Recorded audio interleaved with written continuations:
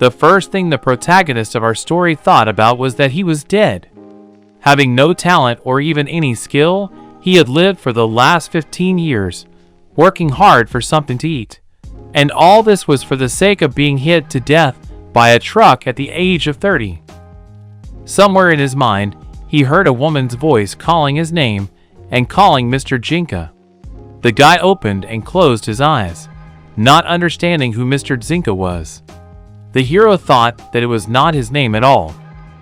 But when the boy opened his eyes, he saw a maid in tears in front of him.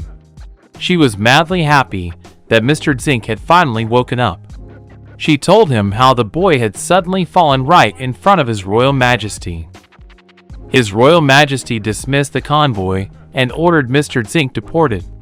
The maid covered her face with her hands and exclaimed that she was worried sick about Mr. Jinka. Her heart was simply breaking.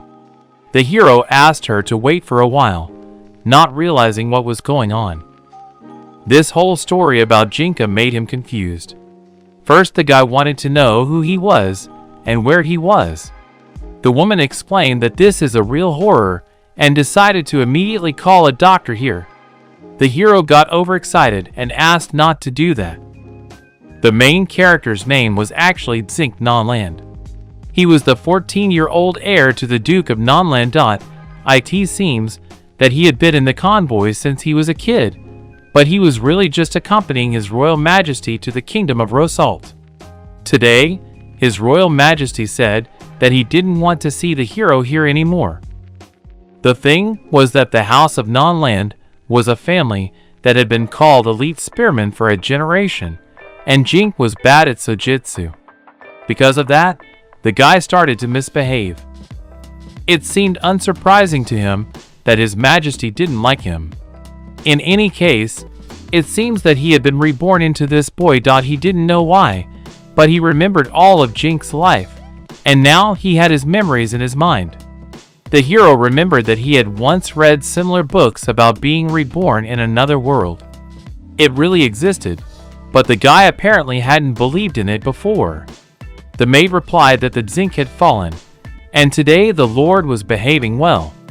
The lad thought about the fact that Jinkuro's personality was overwhelming anyway. The hero didn't immediately get the meaning of her words. He asked the elf to wait for a while, and asked again if he was really going to be deported. Elsa confirmed this, and said that after His Royal Majesty disbanded the convoy, he was ordered to leave the kingdom. It was decided that Esther would be the heir. As a result, Mr. Zink was stripped of his aristocrat status and was ordered to leave the kingdom within a month. The maid cried again and covered her face with her hands, saying that she was very sorry. The old Zink must have known that he was going to be deported. But if one went outside the capital, one could run into monsters, and that was tantamount to a death sentence. Even though the hero had been reborn, nothing had changed here. His life was just as worthless. Zink told Elsa that he needed to get dressed. The maid wiped his tears and said that she would help him with that. At that moment the lad's eyes rounded, but he was surprised far from her suggestion. He noticed above the crying Elsa something that looked like a table with statistics from the game. It showed that the girl was at level 18 and had the profession of a maid.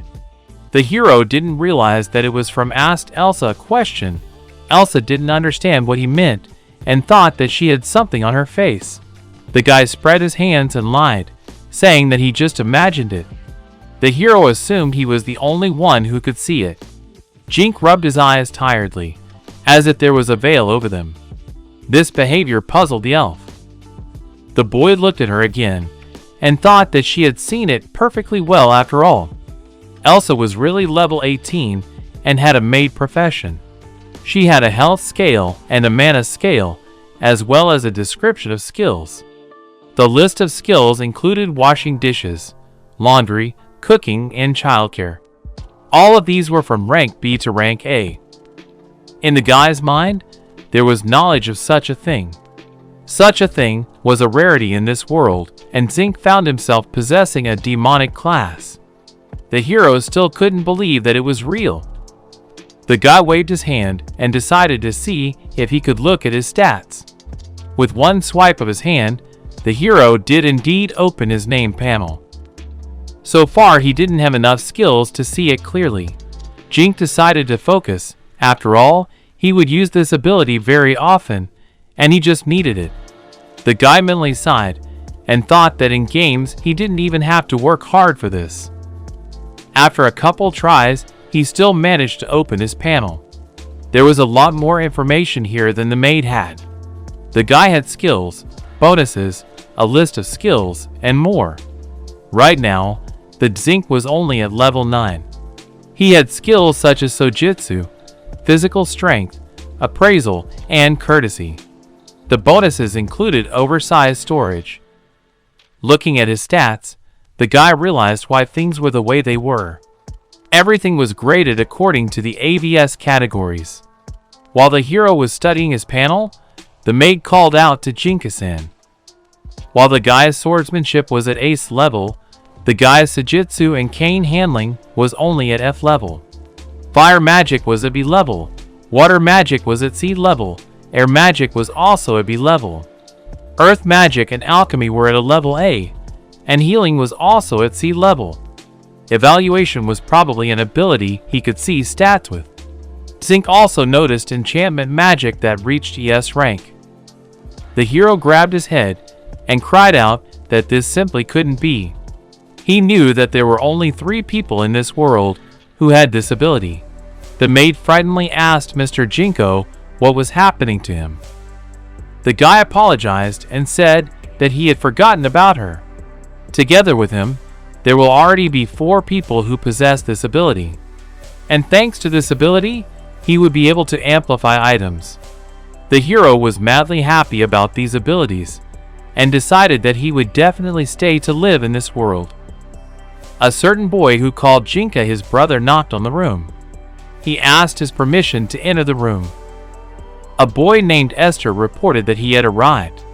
It was not as good as he thought it would be, but there was nothing he could do about it.to help in any way. Esther brought the hero some money and a spear. Esther was Jink's younger brother and was one of the few understanding brothers in the house.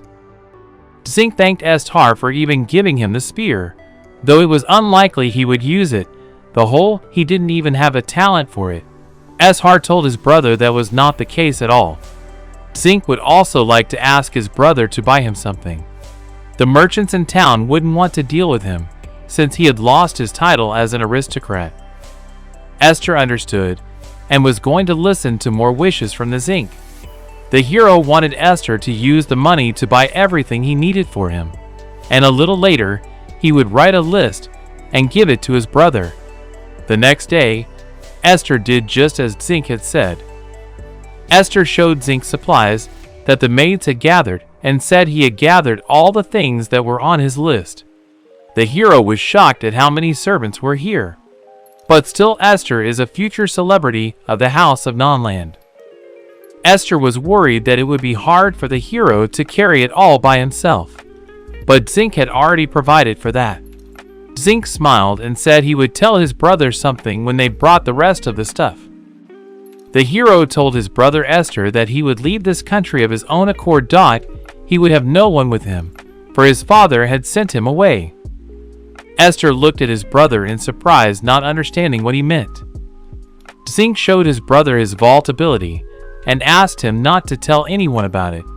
He himself had only found out about the ability yesterday and said he could drop all the stuff in here. The boy exclaimed that it was just incredible and wanted to see what was inside. The boy was worried about the Esther, so he asked him to be careful. The boy walked over to the spatial vault and watched it carefully. When he looked inside, a huge room appeared in front of him. Esther exclaimed that it was quite spacious. His brother thought that the Zink had done well. The hero looked at Esther's brother and saw that he was level 11. He too had a few skills and a bonus small vault. Jink pretended not to notice anything special and decided to keep silent about the evaluation ability. The hero also asked to be given a small bottle of Esther blood if possible. He realized that this might have been difficult for his brother. The brother immediately realized that in this way, the hero wanted to make a contract. Zinc didn't insist on it, but Esther immediately agreed if that was what his brother wanted. The hero thought it was amazing that it was so easy. The guy thanked his brother and asked him to show him where the adventurers' guilds were in that case, so he could register there. Without his brother Esther, he would just be lost. Esther was happy to help his brother and exclaimed that he would do anything he asked him to do. Soon the locals saw the non-land brothers on the street. The men already knew that Esther's sibling was being deported and thought he deserved it. Even though Zinc understood everything, he still didn't like it. Esther asked Obrad not to listen to their conversations. The hero was already well aware that nothing could be done about it. The consequences of the mediocre aristocrats' actions were very well seen. The hero had heard of such gossip before. Previously, Zinc had great power and treated commoners badly. But despite this, Nani Elsa had taken care of him since childhood and could be understood. But the hero did not understand why Esther would miss such a brother. Even if he recalled his entire life, he still couldn't understand it. Soon, the brothers arrived at the Adventurers Guild. There at the front desk, a stern girl asked him to drop some blood on their guild map, and then he would be dismissed as an adventurer of rank G. Finally, she suggested that the brothers hear a brief description of the guild. Esther politely agreed with her, but Jink seemed to think there was quite a bit of red tape involved. The girl began to quickly tell them that an adventurer could gain ranks from G to 2 ES ranks. He would initially get rank G, but if he joined again, he wouldn't get the same rank he had before. For example, if he doesn't participate in guild life for about a month, he will get the least amount of points. She was talking so fast that the hero wanted to end it as soon as possible. While they were listening to her, Esther turned his attention to the adventurers, who were whispering behind their backs. Toward evening, Zinc went out to the training field with the scarecrows and decided it was time to stretch. He wanted to practice with his sword before dinner. Looking at the stats, he was more good at swordsmanship rather than sojitsu, especially since he had S class. Swinging his sword, the hero thought that if he could know his stats, his life would have turned out differently. With these thoughts, he dealt the scarecrow considerable damage and disemboweled the straw body. Jink was delighted with his new body of a 14-year-old boy. His body was quite light. Zinc thought about the fact that all that was left was a parting gift for the Esther. He had the skill of alchemy and enchanting with the blood of an Eshar. Jink looked at his brother's flask of blood with a smile. The boy decided he would study magic more after eating. For Esther's sake, he wanted to do well. In the dining room of the Nonland mansion, dinner was set on the table. The head of the family and father of the Nonlands named Gordon raised his glass and addressed his son Jink. He believed that Zinc understood everything perfectly. The father said sternly that this was his last dinner, and he would have to leave here tomorrow morning. But Zinc smiled and said that he knew it perfectly well. The father clarified with his son that he had sort of practiced fencing, and the boy confirmed it. Jink questioned his father to see what the matter was, but the man shirked his answer. The hero got up from the table and said he would go and get ready for the morning. The stern man silently escorted his son with a look. In his room, Zinc decided to check the characteristics of the equipment. The characteristics had to match his level. Right now his enchantment was at level 3, and he had a total of 27 points. He also had 25 points of physical strength now as well. Jink knew that if he wore this, then his physical strength would be 52 points. He wondered how effective it would be and thought he would have fun tomorrow. He decided to drink a mana potion as well. Although this ability was useful, it was quite tiring. The only thing left was a gift for the Esther. Jink thought that something from the forge might be suitable for him. Since Zink had already sold all the household goods, an idea popped into his head. He walked over to the spear his grandfather had given him. It seemed to be made of mithril. It had been exchanged for gold bullion, and the hilt was made from extras. The hero decided he was ready for anything and went to bed. The next morning, the brothers reached the western gate of the royal capital of Ruth. There, Esther told his brother that he would have to go on alone from there. Elsa and Esther asked Mr. Zink to be careful, and the lad thanked them for their help. The hero wanted to thank Esther for helping him so much. Zink did something for his brother. With those words, Zink pulled out a magic card from his small box. The brother looked at the box and the magic card in surprise, then looked up at Zink questioningly. The hero smiled and asked to drop his blood on the map a little later, and to open the casket when he was out of the country. Zink asked to be sure to do as he said. Zink cheerfully waved goodbye to the boys and headed for the gate. It was obvious from the faces of her brother and Elsa that they were having a very hard time, and they could hardly hold back their tears. Esther couldn't stand it anymore and asked his brother to be careful. He hoped that he would be all right.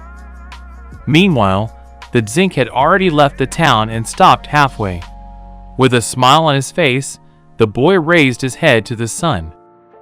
Zink was happy with this moment and thought that this was his real beginning. If one looked at the map, one could see that first, one had to go to the border for 2 days on foot to the postal city of Rio. The hero had to go through the Birch region and then through the Mobile stamp. This would take 4 days on foot.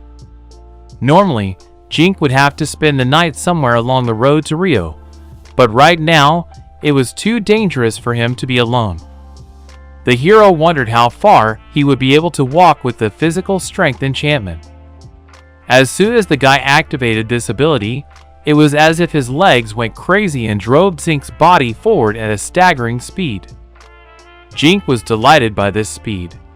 It was even better than he had expected. He thought that he would then reach his destination by the end of today. It was only after 1 hour that the guy stopped. He looked at his body and thought that even though he had been running non-stop, he wasn't tired at all. It was all thanks to his enchantment skill.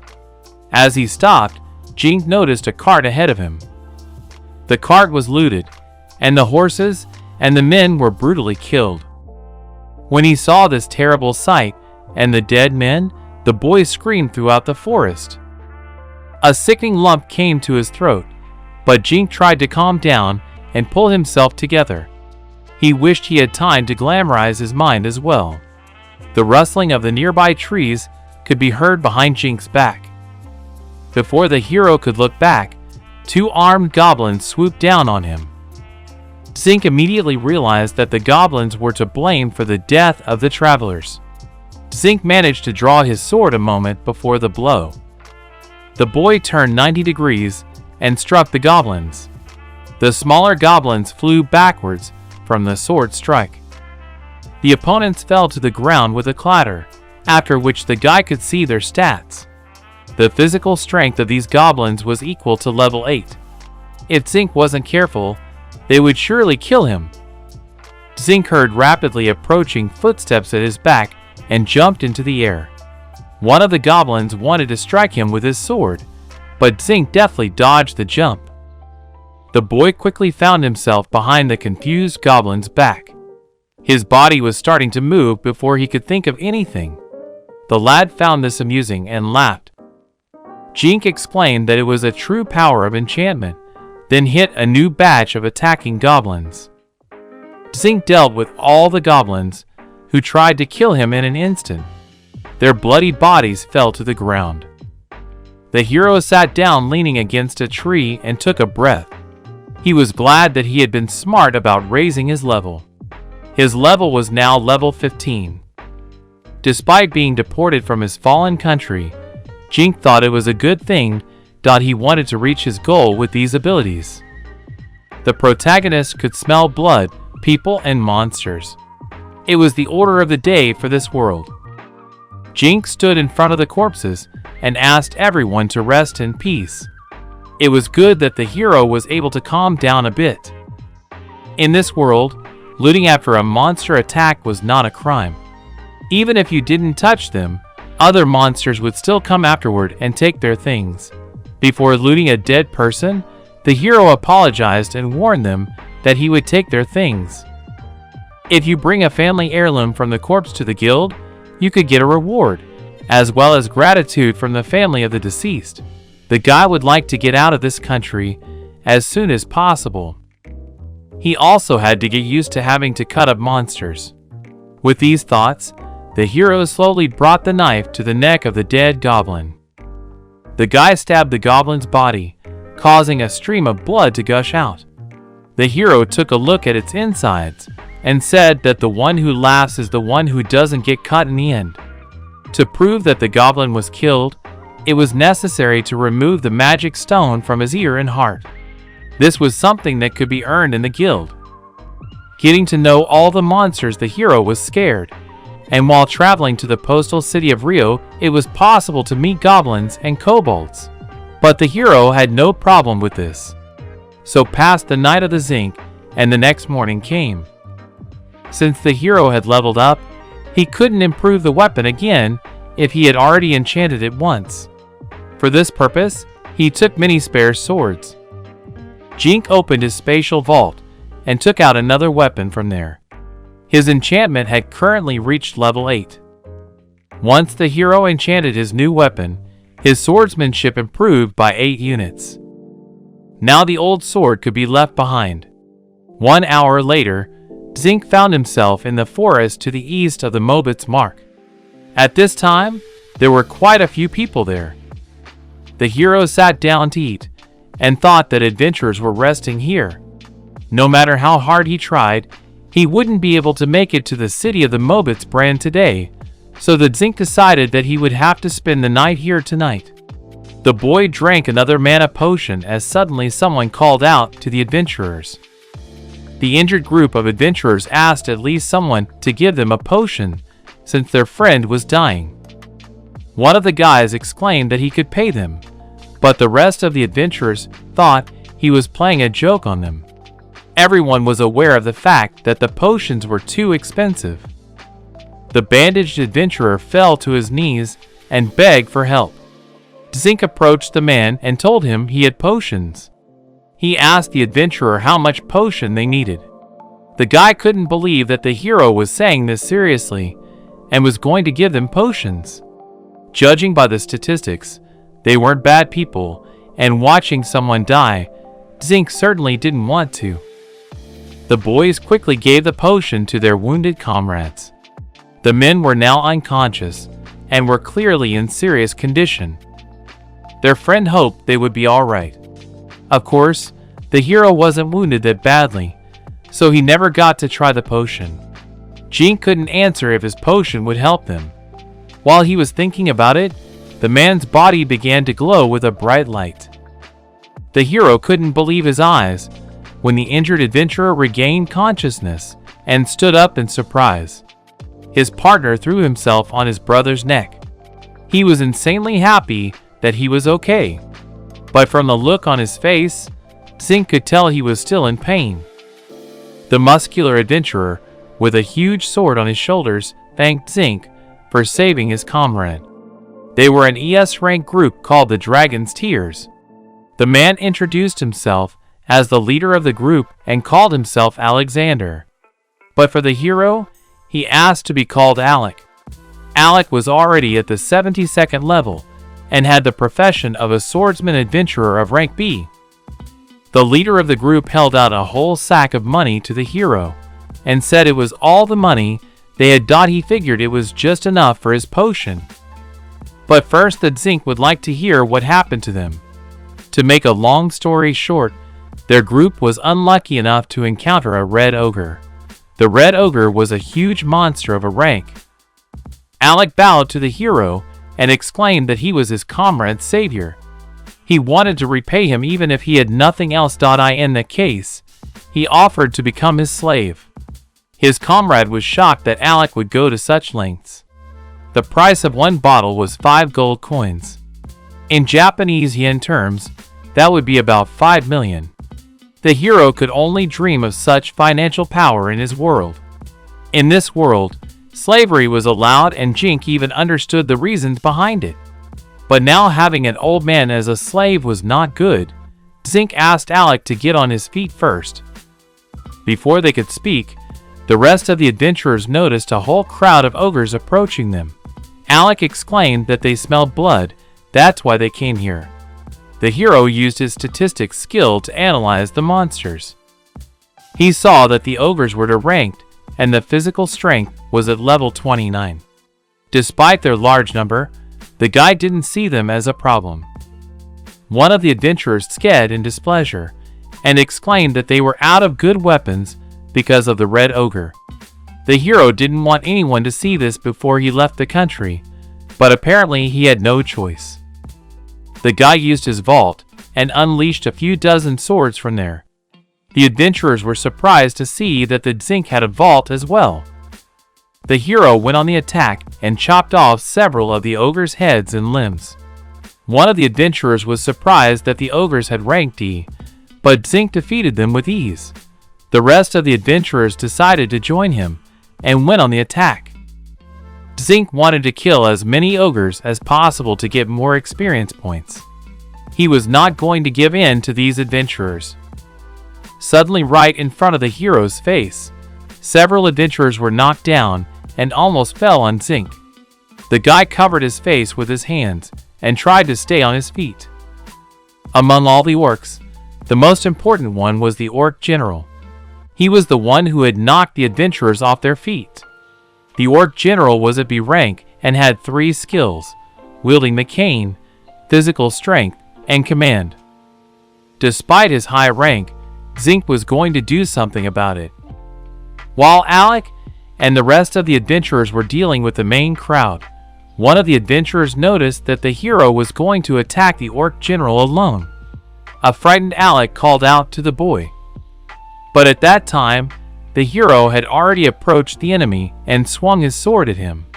The huge monster dodged and struck back with a huge fist. The guy managed to block the fist with his hands, but apparently it was still very painful. The hero was thrown backwards, but he still stayed on his feet. Jink thought that he had been too quick to fight him alone, and the enchantment didn't help him. Alec rushed to his younger comrade's aid and stabbed the orc in the back. Alec tried to distract the monster to himself and called out to him. The enraged monster lowered its murderous gaze to his attacker. While the orc was distracted and about to crush Alec, the hero decided he had a good opportunity and jumped on the monster's neck. Zink put all his effort and stabbed the orc's neck with his sword.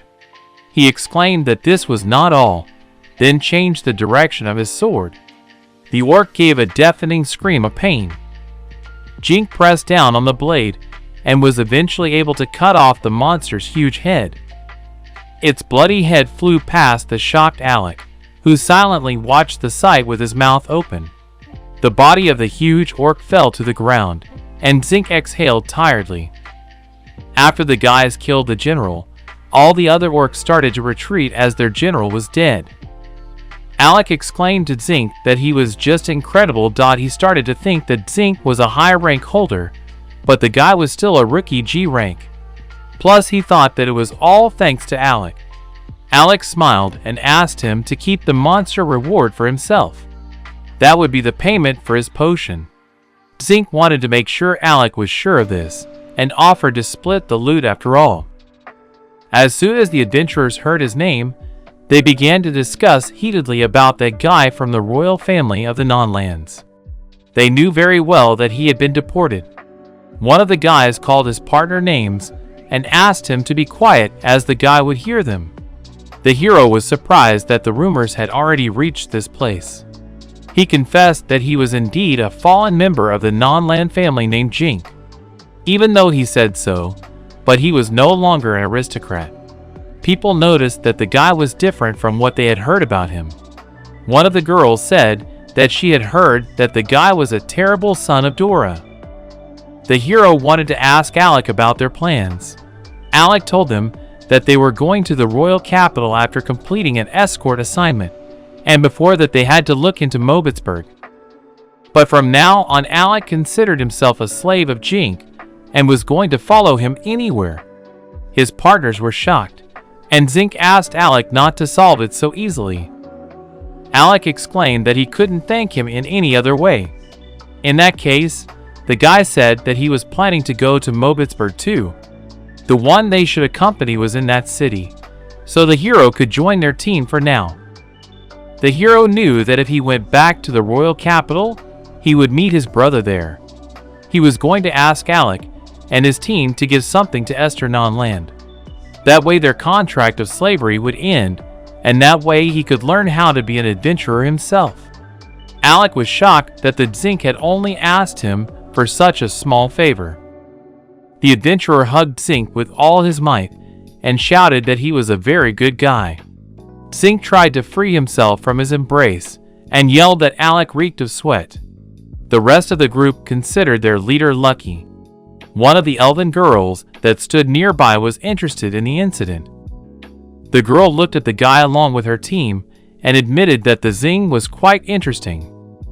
An orc got in the way of the protagonist and the adventurers, so they had to kill him. Now they were moving towards a distant city called Mobitsburg. Zink, along with the rest of the adventurers, passed by a forest of goblins.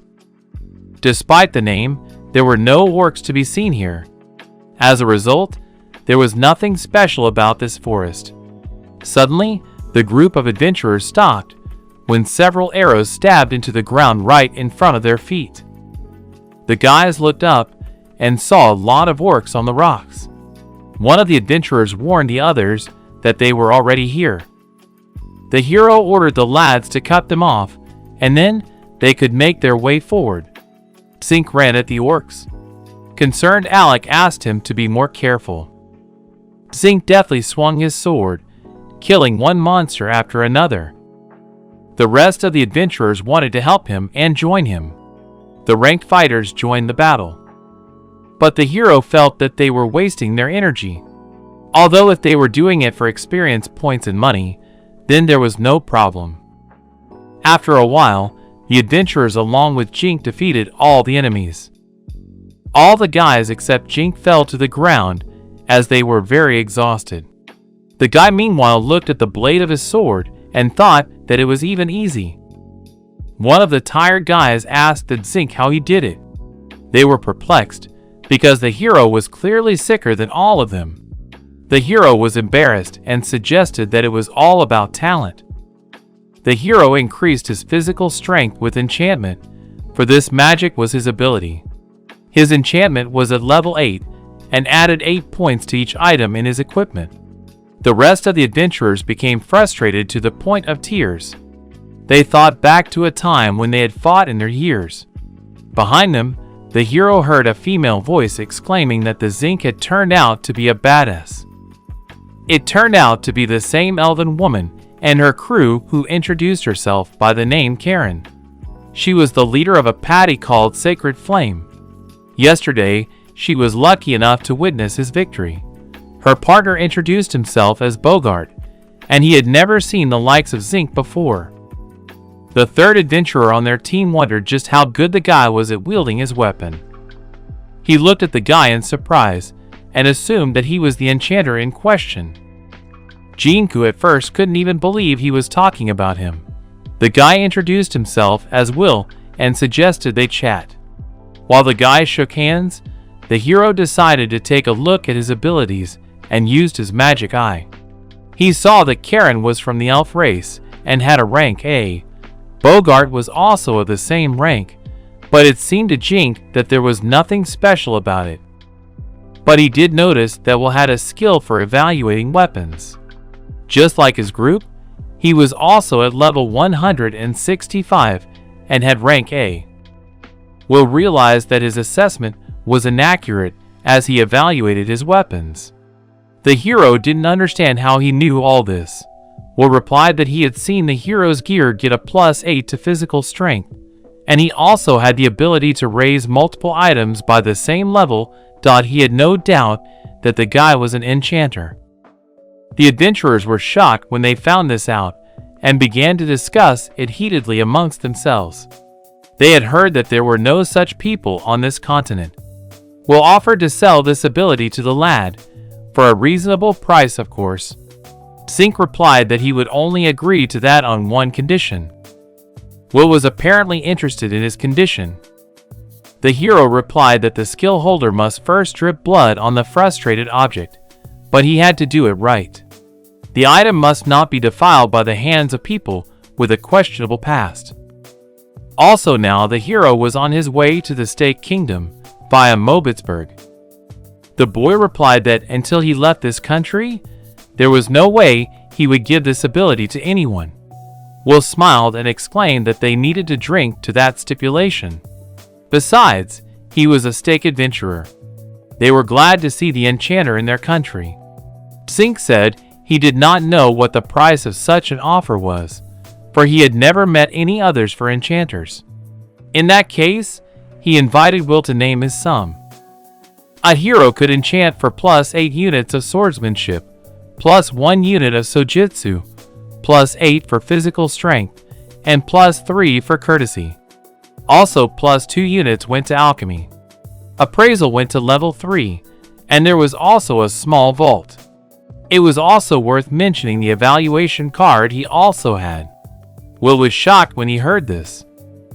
The adventurer started shaking the guy by his shoulders, not believing his words. He couldn't believe that the hero had such rare skills.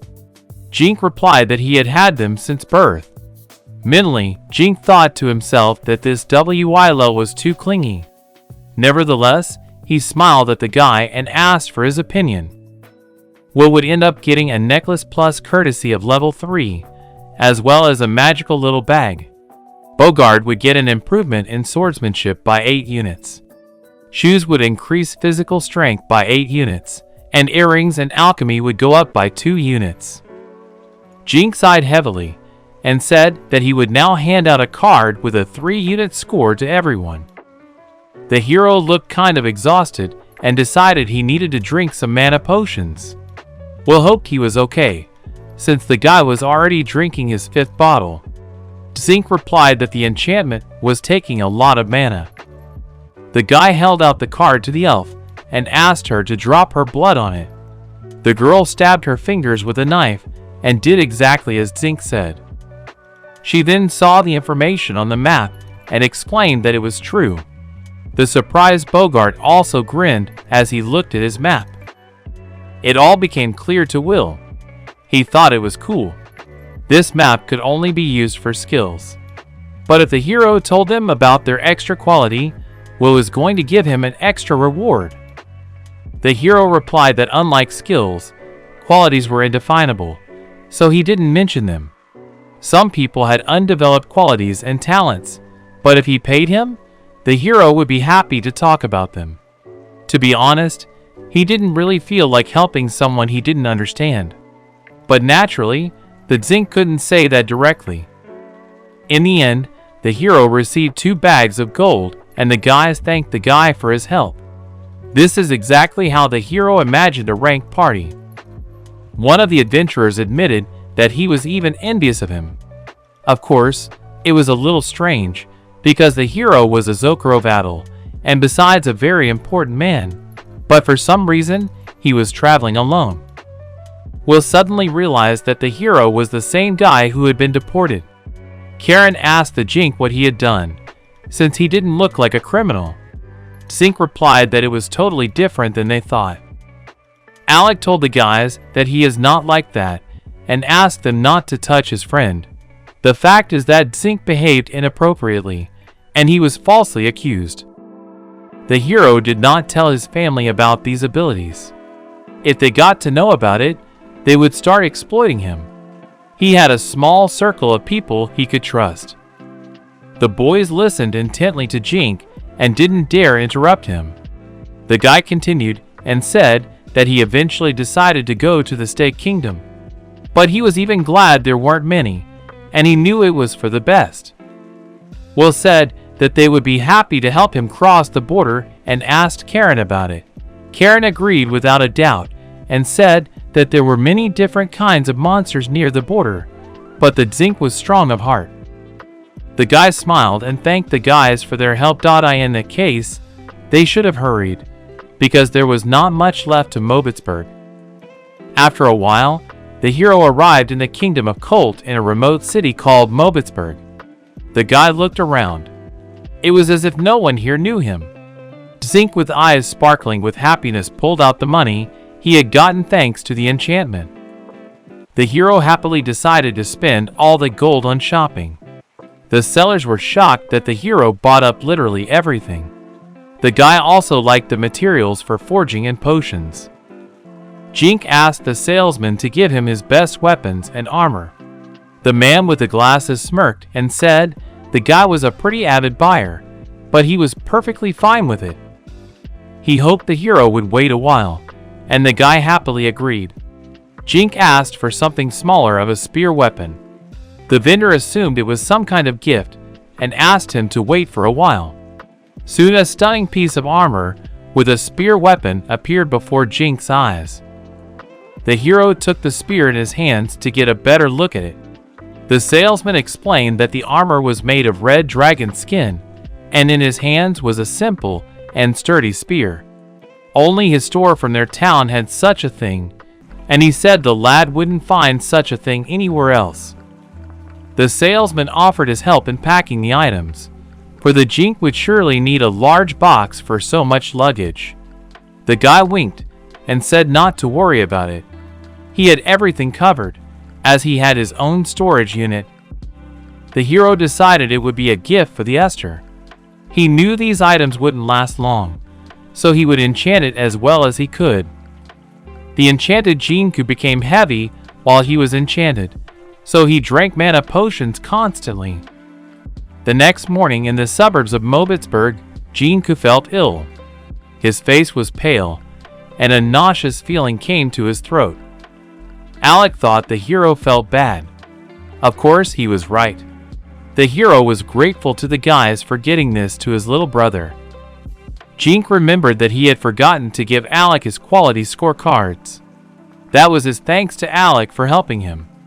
Alec thanked the guy for such a gift. In fact, thanks to it, he had earned experience points to level up. And now, at the moment, his enchantment had already reached the 12th level.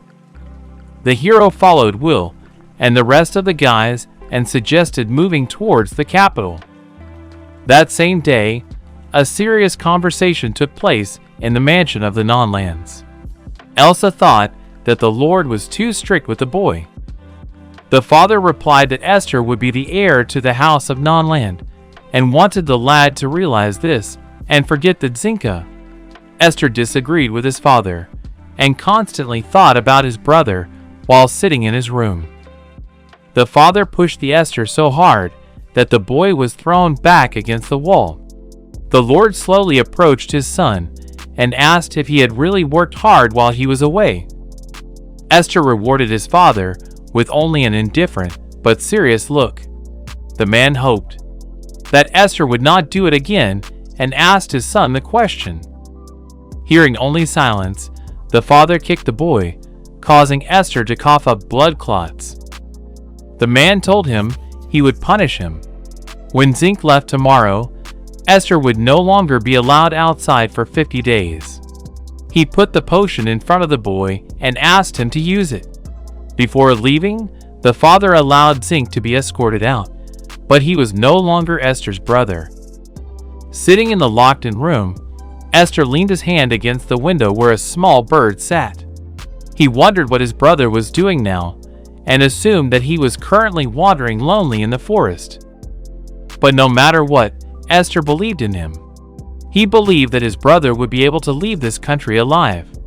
At the same time, somewhere in the forest, Zink and his boys were fighting against the monsters. The hero slit the throat of another huge ogre and mentally told his little brother that he was doing his best. At the same time, Bogart found himself behind the back of another monster. At first, he disarmed it and cut its legs. After the orc fell to the ground, he aimed for its head in a leap. One swing of his sword was enough for Bogart to take the enemy's head off. While the boys were fighting a bunch of little goblins, Karen lurked in the trees and prepared to fire a multitude of arrows from her bow. Karen took aim and exclaimed that they were all weaklings. Will meanwhile cast an unknown spell in an obscure language and used a wind slash. His attack was so powerful that it stripped the ogre of his limbs in an instant and cut his body in half. The hero was delighted by the boys' fight. They were of high rank after all. But Will smiled and said that thanks to his charms, Jink would soon increase his rank as well. Originally, the hero had improved fire magic even though he couldn't even create forest fire. Jink thought about magic and decided that he had to improve in that direction as well. Karen came out with Bogart and told the others that they were done with the others. The rest of the enemies had managed to run away. The closer they got to the borders, the more monsters they got. If they were merchants or low-ranked adventurers, they wouldn't be able to reach the border. According to Karen, it was unlikely that an adventurer of ES rank would make it here. Merchants who wanted to cross the border hired a convoy with a rank B or higher, and deep in the forest lived a wyvern. Sometimes this creature would appear near the road. The hirer could even ask to catch it. Thinking of the wyvern, the hero wouldn't want to meet it now. But Karen explained that it wasn't worth worrying about. Besides, the border was already close by. After a while, the group of guys arrived at the border town of Colt and crossed the border. Jink thought about the fact that he was here after all. It was said that no one survived after crossing the border, and he wondered if there would be any problems. Karen had told him not to worry about it, because if anything, they would be able to help him. Besides, they were adventurers of a rank. Karen was of an ES rank, and she was of noble blood. There were viscounts serving in the local guards, so everything was fine. Jink thought that he wouldn't even have to use physical force. If possible, it would be nice if everything went without incident. Before entering the city, their group was stopped by a soldier and told that they should have passed the commoner's inspection. In addition, they should have shown their identity card. The guy showed his ID, and the soldier immediately realized that this was the same guy Zink non-land. Zink smiled and confirmed that he was the guy. He lost his status and became a commoner. The soldiers heard that he had left the royal capital 5 days ago. They didn't understand why he came to the border so quickly, and how he ended up here. Karen barked at the soldiers and ordered them to stop it.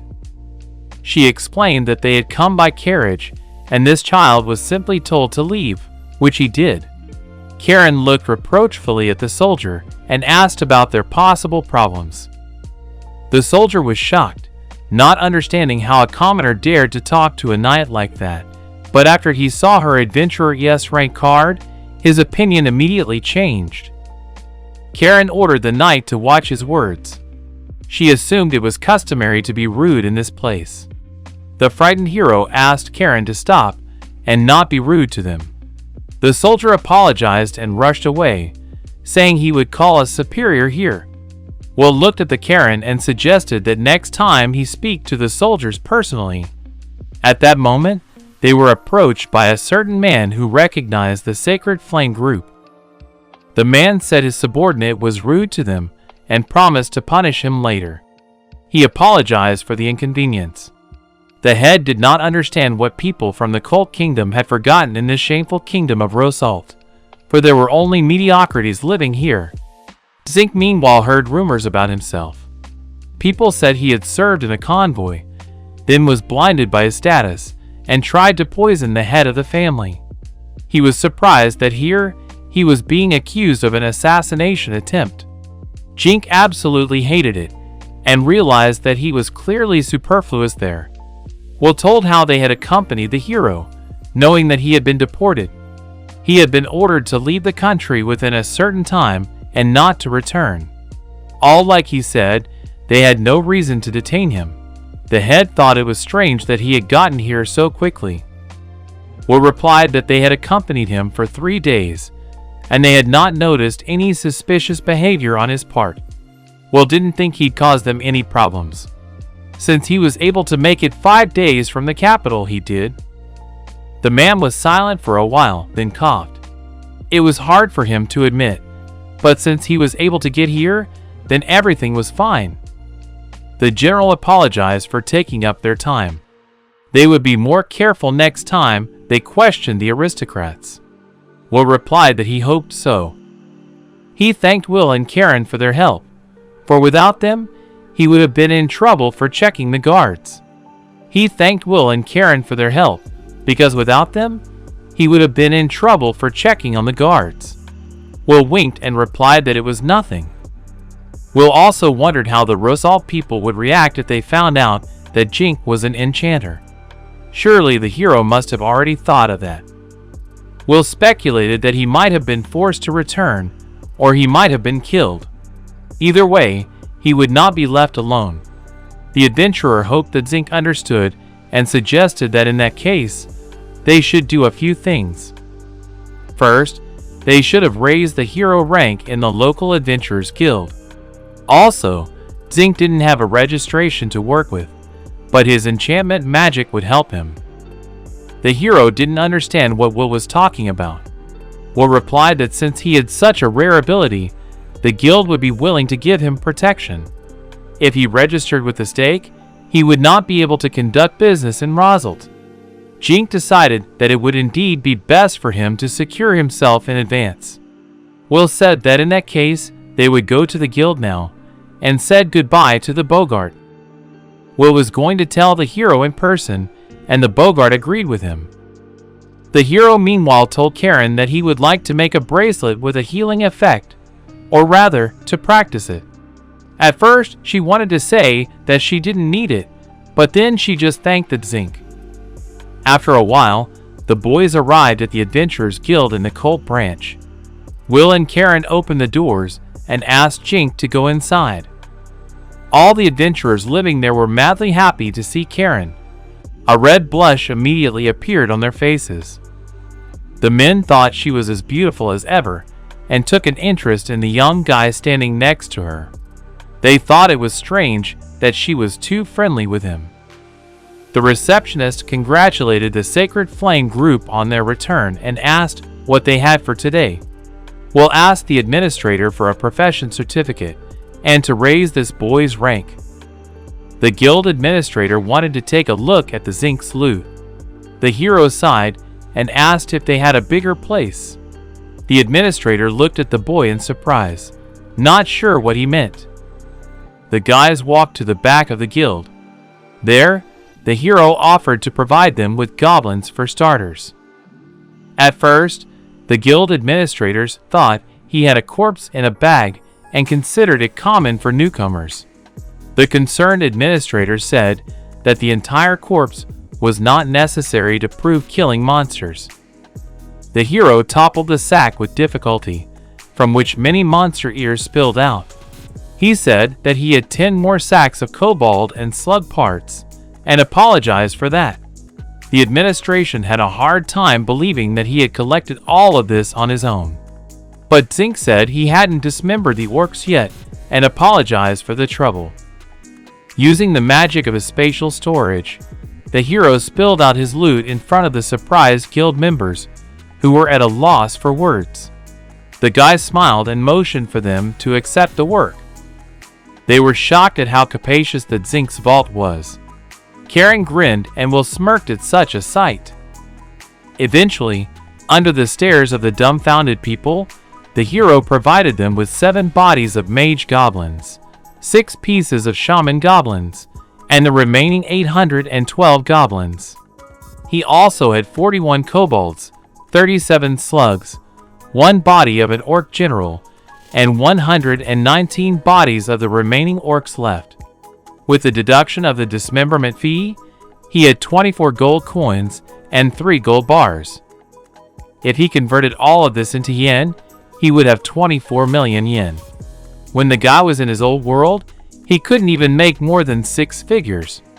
Will reminded the Jink that there was now a rank increase waiting for him. Now Jink had gained enough points for rank TS. The adventurer thought that his prey was too much for one person, but to get ranked A or higher, he needed to pass a test. The hero asked the admin girl to tell him about this test. The admin girl replied that if he was a swordsman, he would need to go through sparring with the examiner. He could take the exam even right now. Jink was glad it was fencing and agreed to the terms. In that case, the receptionist offered to walk them through and pointed to the door across the hall. Karen told Jink that they would be attending there as well. Walking through the doors, the hero found himself in the arena for the guild tests.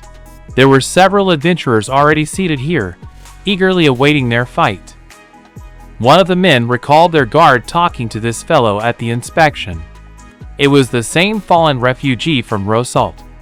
It seemed strange to the boys that Karen was fiddling with him.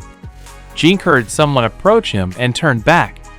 The guy who approached him asked if he was really taking his test today. The handsome young man turned out to be a guild leader named Snow. Snow drew his sword from its sheath and said he would be his sparring partner. Rumors quickly spread around the city that the head of the Snow Guild would be the examiner. The adventurers were curious to see it from the stands. They heard that his opponent would be the man who had killed 100 orcs. No one could believe something like that. Everyone already knew that this kid was a loser since he decided to spar with Snow in swordsmanship. The referee said that the rank advancement test would now begin. Due to time constraints, the D and TS rank tests would be combined. Snow smiled and said that he had heard about the guy and he couldn't wait to test the zinc. The judge immediately warned that they could get maimed or seriously injured during the test. Karen asked the hero not to worry about that, because she would heal him. The way she shouted the Jinka was completely disliked by the guys sitting behind her in the stands. They were definitely jealous of this little asshole, because they too wanted Karen to heal them. The guys jumped up from the stands and asked the guild head to kill this kid. The adventurers even directly wished him dead. The hero paid no attention to them and prepared to fight. The referee raised his hand up and motioned for the start. Snow noticed that the boy did not move from his seat and assumed that he would not attack him. In that case, he would be the first to go on the offensive. In literally a split second, Snow was right in front of the surprised Jink's face. The hero barely dodged his sword and thought that the guild leader really did have incredible speed. For now, Zink was dodging the swift sword of Snow now, and trying to avoid being hit. His foot turned 360 degrees. Zink did a U-turn and ducked from another swing of the sword. Karen watched the fight tensely. It seemed unsurprising to Will that he was the head of the guild after all. The two adventurers that had wished the lad dead were cheering and asking the head to finish the Zink off. The first drops of blood spilled onto the ground. Snow was able to cut the Jink's cheek. Come to think of it, this was the first time the hero had ever fought a human with swords. The monsters were no match for him, and it was really hard. Snow told the guy that usually sparring didn't last more than 3 minutes, but it looked like he hadn't lost his fighting spirit yet. Snow smirked, and as he prepared for another attack, he said he hadn't experienced something like this in a long time. But the Zink decided to attack first this time, and launched a frontal attack on the head. The head calmly dodged his blow, and paid attention to the movement of his opponent's legs. Right in the middle of the fight, Jink used his vision, and saw that Snow's swordsmanship was at the 104th level. The hero knew that if he made a mistake even once, he would immediately take the initiative. If he gaped, he would get hit. Snow clearly knew how to enjoy this fight. One of the elf boys noticed that the fight had just started, but he was already injured. His elf neighbor thought that this boy wasn't bad anyway, and he had to move a lot and didn't even have time to rest. Karen thought that even the main character couldn't defeat the guild head. Even so, the guild head is only a human, and he too has an endurance limit. Jink had already seen Snoo use different techniques. All of his actions were precise and formulaic, as if from a textbook. The awe in front of him, as a veteran and experienced fighter, began to disappear. The hero had no doubt that he could hit him. Snoo didn't even think their fight would last this long. Despite that, he believed that the fight would be over soon. The hero knew that his swordsmanship level was only level 27. Normally, he wouldn't have been useful in this fight, but he had an enchantment. Jink ducked from Snoo's blow and thought he could attack the head without fear. Snoo noticed for a moment that the guy's foot started moving strangely too fast.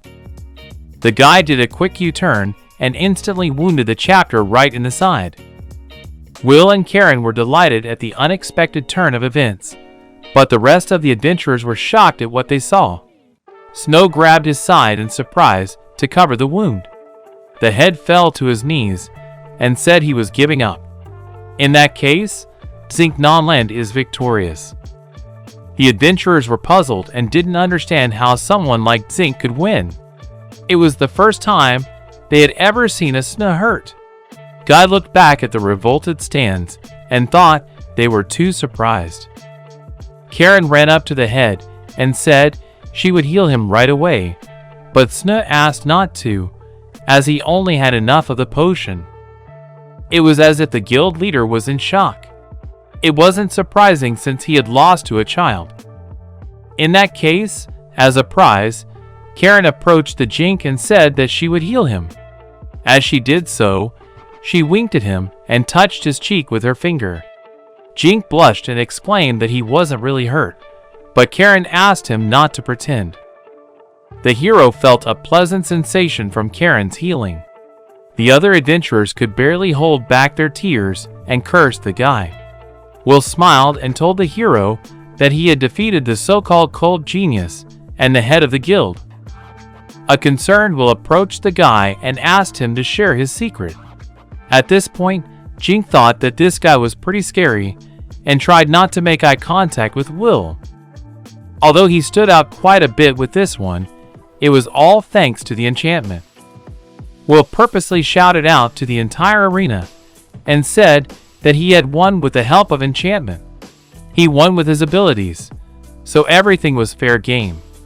In that case, everyone around him was curious to know what his level of swordsmanship was. Everyone, including the head of the guild, was stunned when they learned that the guy was a level 175. The other adventurers nicknamed him a monster. Snoo explained that there were only 3 such enchanters in the world, and he must be the 4th of them. According to Will, his abilities were now part of the sacred flame, and not only that, Zink also had the ability of appraisal, and Will had proof of that. He pulled out his card and gave it to the guild head, saying that the hero had evaluated his stats. The hero told Snoo that the guild leader was very strong, and if he didn't use enchantment, he wouldn't have been able to defeat him. Snoo grinned and explained that he just put little effort into it, but it would be a lesson to him. The hero thought it was strange how Snoo's face changed. In any case, as the head of the guild, Snoo assigned him the profession of enchanter and appraiser. The guy congratulated Zink and said that he was promoted to the preliminary rank of yes. At first, the hero was madly happy about it, but then he asked what that meant. He looked questioningly at Will and asked him a question. Will replied that the Zink had quieted down rather abruptly, but it meant that the enchanters could easily upgrade their rank to the rank of ES. If a person with that ability stayed with a low rank, it would be bad for everyone. It was just a safety measure. The hero realized why he was given a temporary S rank. Just like Will had said, he could easily increase his rank. In that case, the hero didn't understand why he was taking this test, but there were reasons. Such a rare profession was an irreplaceable human resource. If he couldn't defend himself, he would be provided with an escort. Wherever he went, he would accompany him. Jink didn't like this. This was the reason why they had to evaluate his fighting ability, and also the reason why there were many people here. The hero didn't understand what Will was helping him for. At first, Will looked at the guy in surprise, but then he smiled and replied that it was simple. He just wondered what would happen to him after he left the country. Jink looked at his hand and really thought about what would happen if he started using these abilities. Considering he was an enchanter and appraiser, it was possible that Jink could reach 2 ES rank. The hero was surprised to hear about the 2 ES rank. He didn't know there was a rank that was higher than ES. Will explained that if he has 2 S rank over, no one has power over him. He could be on the same level as the masters of castles or country. He has a lot to experience. Will asked if the hero really wanted to try to achieve that. Memories of deportation, scorn, and fleeing from Rosalt immediately flashed through Jink's mind. The guy clenched his hand into a fist and explained that with his enchantment, he would show them all. 2 ES rank didn't sound so bad to him. The hero was provided a wagon along with guards and adventurers. As their wagon moved through the forest, Jink studied hard and took notes. He thought that the given formula could be used in this assignment and wrote it down. His exam was still half a month away, and the guy thought he would have time to prepare. Suddenly, he heard voices outside. The adventurers explained that they were under attack and ordered to defend their wagon. They shouldn't have relaxed just because they were attacked by the kobolds. The adventurer ordered the others to stop them from touching the Zinka. During the fight, a hero came out of the wagon and said he would help them too. At this time, one of the adventurers was fighting the kobold with his bow. The hero decided this was a great way to test his skills in water magic and aimed at the group of kobolds. A water ball began to form near the palm of the Zink's hand. When it got big enough, the guy threw it towards his opponents. The kobolds were confused at first and covered their eyes as the water balloon doused them with water. For a moment, there was an awkward pause between them and the hero. The drenched and armed kobolds stared at the Zink. In an instant, they pounced on the hero. Zink began to drag his feet away and exclaimed that he had failed. The guy decided that he needed to focus and remember all of his training. As he fled, he looked back at the kobolds chasing him. He didn't just use water. It had to become as heavy and fast as a lead balloon. The hero tried to pull off the same attack and used the water ball on his opponent again. After Jink figured out how to use the water ball, his attack was able to break through the tree and tear the kobold apart. Apparently, the monsters were frightened, so the adventurers had a good opportunity to kill them. Everyone thought it was amazing, since the hero had done such a thing with the help of enchantment. Zink had water magic from the beginning. Jink decided that he needed to be more careful when he aimed, for he could have failed these people. One of the guys apologized that they had prevented him from learning, for they should have guarded him better. The hero smiled and asked not to worry about it because he was just practicing magic. Now Zink was studying and preparing for the exam on his way to the capital of the Kingdom of Coal.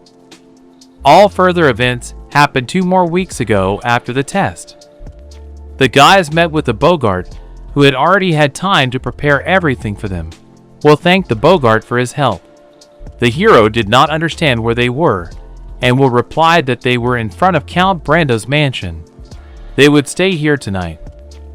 Zink sighed sadly and thought that they were aristocrats after all. Will asked not to worry, because Count Brando was quite famous. He was different from those aristocrats, who considered themselves superior to others. He also took care of Will when he was little. Will thought that having a connection with such a person would be a good idea. The maid kindly escorted Jinko-san as well as the gentleman from the Sacred Flame into the room. Before entering, she called out to the Lord. They were greeted in the room by a Count of the State Kingdom named Nicholas Brando. Nicholas Brando was pleased to welcome Jinko-san and the others as his guests. He asked to address him if they needed anything. The hero asked not to look at the fact that he was a rank ES, as there was still a lot he didn't know how to do anyway. Jink asked to just call him by his first name. The hero took off his glove and shook the Count's hand. Brando thought the guy was quite polite, and it was nice to meet him. The boys sat down at the sumptuous table with Mr. Brando. The Count asked the gentlemen of the Sacred Flame to enjoy their meal. The hero smiled and wished everyone a pleasant appetite. After the canned food from the camp, this food was very tasty for the hero. As he ate, his courtesy increased to level 4. Count Brando called out to Jinko and told him that he had escaped from the Rosal quite successfully. The Count asked about the lad's future plans. To make a long story short, the hero was going to get away from the Rosal Kingdom, travel to the Stake Kingdom, and increase his rank. Eventually, after the stake, he would like to settle in the Yamato Kingdom. After that, the hero was going to enter high school in the Yamato Kingdom. He was still 14 years old after all, but he was able to obtain S rank unexpectedly early. The S rank could be considered an aristocratic status. Even if he went to Yamato, Jink probably had to worry about people from Rosal getting to him. Jink replied to the Count that he didn't want to stay in one place, but wanted to see the world and have many new experiences. If he really thought so, then Nicholas Brando might have advised the lad to go to Koralth, the capital of the kingdom. There is the most prestigious of the prestigious high school of the Kingdom Cole, although it was difficult to get there, but the Count thought he could do it. And if the hero gained experience, he just had to go to the nearest city of Gamel. Zink recalled such a town and said he knew of it. This vegetable garden was built right above the largest dungeon of the Stake Kingdom, and it was 80 stories deep. No one had ever been able to reach the lowest point. Monsters of all different sizes kept appearing there. It was a real adventure, but if he wanted to go to school, he had to pass the entrance exams. The hero replied to Karen that it was okay, because he would be studying while traveling to the city of Koralth. She was delighted that the hero was quite determined, unlike her, who wasn't very good at reading. The Count said he could introduce him to some adventurers. Patty.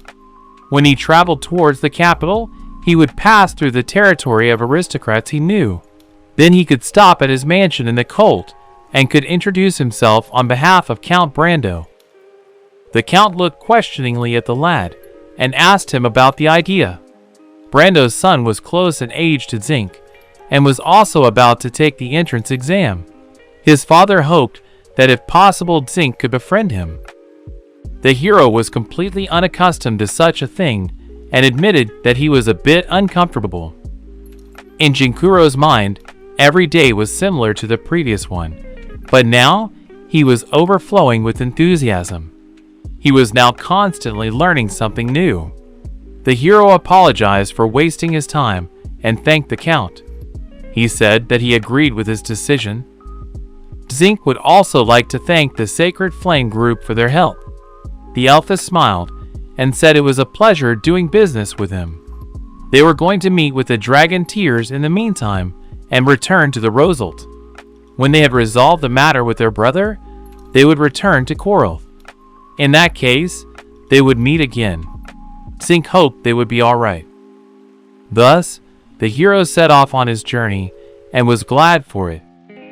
However, while sitting at his textbooks, the boy thought that Jinkuro didn't have to suffer like this. When Jink was a guest at the Aristocrats' mansion, he was studying all the time. Even after fighting monsters, he still studied at the camp and sat with a book by the fire while everyone else slept. The aristocrats who sheltered the guy received enchanted items from him and a scorecard for their hospitality. Meanwhile, the lad kept studying and drinking the mana potion. As the Zinka's carriage pulled up to the castle, he was told outside that he was about to be inspected and asked to go outside. Finally, their carriage arrived at the corral. When Zink got outside, He looked at the castle and exclaimed that it was quite large. These walls were twice as big as the walls of the royal capital of Roselt. The hero was already eager to walk around this city, but his soldiers exclaimed that he was not allowed to just walk around the city. If something happened to him, it would be the end of them all. The frustrated Zink hung his nose and said that he had understood everything. The adventurer laughed and asked him to be patient until he passed the entrance exam. Right now, they should have gone to the mansion. Mr. Zink was greeted in the main house at the Brando mansion by Nicholas' wife named Arya and his son named Chris. Chris had already heard about the guy from his father. The hero smiled and said that he would like to join the school within a month. He asked to just call him by his first name, or he was getting uncomfortable in front of them. Arya grinned and admitted that she couldn't offer much hospitality, but she wanted to make the hero feel at home. Chris wanted to show the guests their home, but Arya told her son that Mr. Zink was tired from the long trip. The hero replied that everything was fine. In that case, Chris asked to follow him. For all the pluses, Jinkuro had one weakness. The hero fell to his knees and lowered his head, thinking that he was too overworked. He had reached the limit of his endurance. Arya and Chris were afraid for Jinka-san. The royal palace stake had already received word that an enchanter had arrived. According to the aristocrats, he wanted to enter the stake high school. The king had no doubt that it was him. He asked his servants to find out more about this guy. Meanwhile, the hero fell to the floor and thought that he had achieved the maximum grade level after all. Even though he was too exhausted, the guy was overjoyed. The frightened Chris called out to the maids and asked someone to take him to the infirmary. At last, the entrance exams for the magic department of the Stake Kingdom High School had begun. Happy Jink picked up his test sheet and studied it. He had heard that it was very difficult to get in here, but in Japan, this exam wouldn't be as difficult.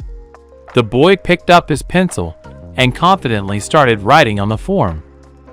He studied so hard that he ended up fainting, but he was able to increase his magic experience. Even though it looked terrible, everyone took care of him. Chris, who was sitting behind the guy's back, noticed that Jink was solving all the questions quite easily. After a while, the written part of the exam was over and the magic test was next. In practice, the students had to show everything they were capable of. The examiners would judge the type and rarity of their abilities. They called out number 783, which turned out to be an adventurer of the S rank of Mr. Jink. The fellow said he was here. He found it astonishing that even the applicants here were treated as important persons. All the students began to whisper amongst themselves. They wondered how he would cope with the test and didn't understand where he had come from. Besides, the guy had an ES rank, which seemed unbelievable to everyone. Meanwhile, Jink thought he would use magic to attack, but he wondered how the examiners would rate his enchantment. The hero came out to an old man named Dusty Panem. The staff member asked Mr. Panem what he would say about the hero. The old man thought for a moment and replied that he had the skill of enchanting and evaluating magic. It became clear to Jinku. It seemed to the guy that this old man was very good at water magic. The others had a little bit of healing skill, and yet he was still uncomfortable being the object of evaluation. The old man Panem asked the lad to demonstrate his skills to them, and Jink agreed. To begin with, he wanted to show them his water balloon and created it using water magic in the air. When it was over, Chris exclaimed to Zink that it was just incredible. He also recalled that the hero had gotten a pretty cool water cyclone out of it, and it was great. The hero felt embarrassed because he had splashed everyone and overdone it because of the enchantment. He felt like he might have gotten his points taken away because of it. In any case, this Marquis of Panem was quite a high-ranking aristocrat, and if that was the case, he could tell the king about him. In the end, The hero thought that everyone in Rosalt would find out that he was an enchanter much faster than he thought. Later, the king actually summoned the Marquis to him and asked about their progress. The Marquis replied that everything had gone well. In addition to enchanting, the Zink also had swordsmanship and physical strength. They also learned that he had a large vault. A cold king named Ramel became aware of this. In addition, he did 96% on the written part of the exam. That was quite good, because it was rare for anyone to achieve such results. The king thought that he would be able to get into the first class of the magic faculty. Everyone else did not understand how he could allow such a thing to happen. After all, Zink was still a child. The Marquis turned to His Majesty, but the king gestured with his hand and ordered him to be quiet. He could perfectly understand their concern, but it concerned all mankind. The king had heard that the hero had tried to poison his father, but if a man with such power became a villain, it would be a threat to the state. The Marquis asked not to worry about that, because in his estimation, he could tell that he didn't see Jinka as a sinner. Also, Shojitsu's skills are extremely low for a descendant of the non-lands, and after all, their family was famous for their spear skills. As for the fallen man, he may have been accused and banished quite undeservedly in Rosalia. In any case, Zink was an aristocrat and a man with power, and no one liked that. The rest of the council doubted they should have paid any attention to it. The king understood that the lad had been expelled for not knowing how to use a spear, or there could have been other reasons in the Rosalt. The king got to his feet, and said it was easy to recognize. In the Rosalt, he must have been banished without knowing that he was an enchanter. In that case, the king asked for his place to be prepared. The king explained that his country would be a haven for the Zink Enchanter, but they would not use his abilities for their own gain. Several days had passed since that conversation. Chris was absolutely thrilled when he learned that the Zink had received a passing grade.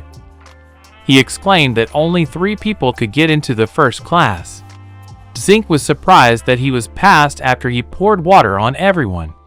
He was also happy for Chris, and congratulated the guy for getting into second class. Chris was able to do it after all. A happy Chris grinned and winked at his friend. Chris had heard from his mother about the invitation to an audience from the king. He hoped the guy had a ceremonial outfit. Besides, Chris had only seen the hero in regular clothes. Jink replied that he was a former aristocrat and had traded them all his belongings for deportation funds. Creating a scorecard for aristocrats brought him money, so he should probably go shopping in the city. There was a residence there for the enrollees, aka a base for exploring the labyrinth of dungeons. Also, Jinku should have visited the slave factory in search of human resources. An employee brought out a group of girls to the Jinku and told the lord that they were from the top 10. Buying and selling slaves was normal here, but it was unfamiliar to the hero. He needed someone with a B level or higher. At first, he thought there were no such people here. When he used his magic eye, the hero saw one of the girls, who had the powers he needed. Zink approached the owner and asked about the girl. The owner said that her name was Nina, and she was 12 years old. He wanted to sell her as a salt woman, but as she was being transported, a pack of dogs attacked her and bit her. So now the owner was selling her as a mere slave. He assumed the hero liked her. The man named her price and said she was worth 1 gold coin and 3 silver coins. The guy agreed and said he was buying her. The owner offered to conduct the sale and asked the lad to put a drop of his blood on her neck. While the girl obediently stood, the hero stabbed his finger. Zink brought his finger to the girl's throat, whereupon the host read an incantation in an incomprehensible language. During the reading, a circle appeared under the slave and hero's feet, after which it disappeared and a mark appeared on the girl's throat. When it was over, Nina fell to her knees and bowed before the Jink. Nina said that from today, she was her master's slave and asked him to use her as he wished. The hero bid Nina to leave the place. The master thanked Mr. Zink for the purchase, after which they returned home. Zink took his slave girl to Count Brando's house. The girl sat down on a chair in front of the hero, and the guy asked her to tell him where she came from. The girl's eyes were completely haggard and did not reflect any joy and desire for this life. She told him that she was born into a poor farmer's family. In winter they ran out of money, and she was sold as an extra mouth. Zink thought it was a perfectly ordinary story, but it was not an easy decision for the parents. Her new father told the girl that she had been abandoned. The boy felt embarrassed, so he decided to stop this questioning. The hero looked at the girl and realized something. He thought that her father had gotten rid of her too. She was in a similar situation as Zink. The hero told Nina that he would give her 5 orders.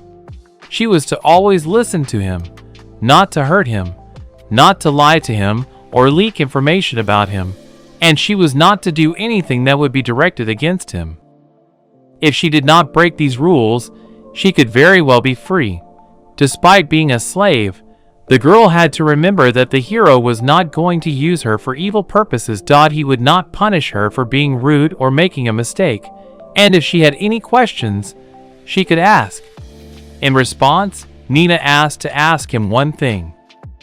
The girl reminded him that she had a scar, so she offered to work at night. The hero didn't understand what she meant. Zink cautiously asked if she knew anything about working at night. The girl replied that she knew about it and had heard about it. Zink hurriedly ended this conversation and explained that that was not why he had bought her, but Nina felt that she could only help in this way. The fact was that she could not do physical work, she could not write or read. All the previous ones had clearly instilled in her the opinion that this was the only thing she was meant to do, and she was born for this. In response, the boy only silently held out a bottle of potion to her. The girl asked what it was, and the hero replied that it was a potion that would cure her wound. The thing was that an ordinary potion could not cure such a wound. Nina thought that a slave was not supposed to be given such a thing, but the Zink ordered her to drink it. The hero smiled and said that she was worthy of it. He had a skill for judging other people after all. Zink chose Nina because she had a talent for cooking. The other skills weren't very good, but they could be improved. The guy put his hand on the girl's shoulder and asked for one request. He also needed her strength. After her wound healed, she was to take a bath, and then he would prepare new clothes for her. Nina looked at the guy, who smiled at her in surprise.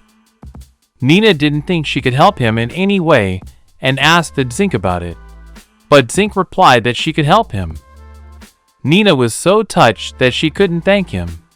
She clutched the potion in her hands and tears streamed from her eyes. When she calmed down a bit, she thanked the Zink for his help.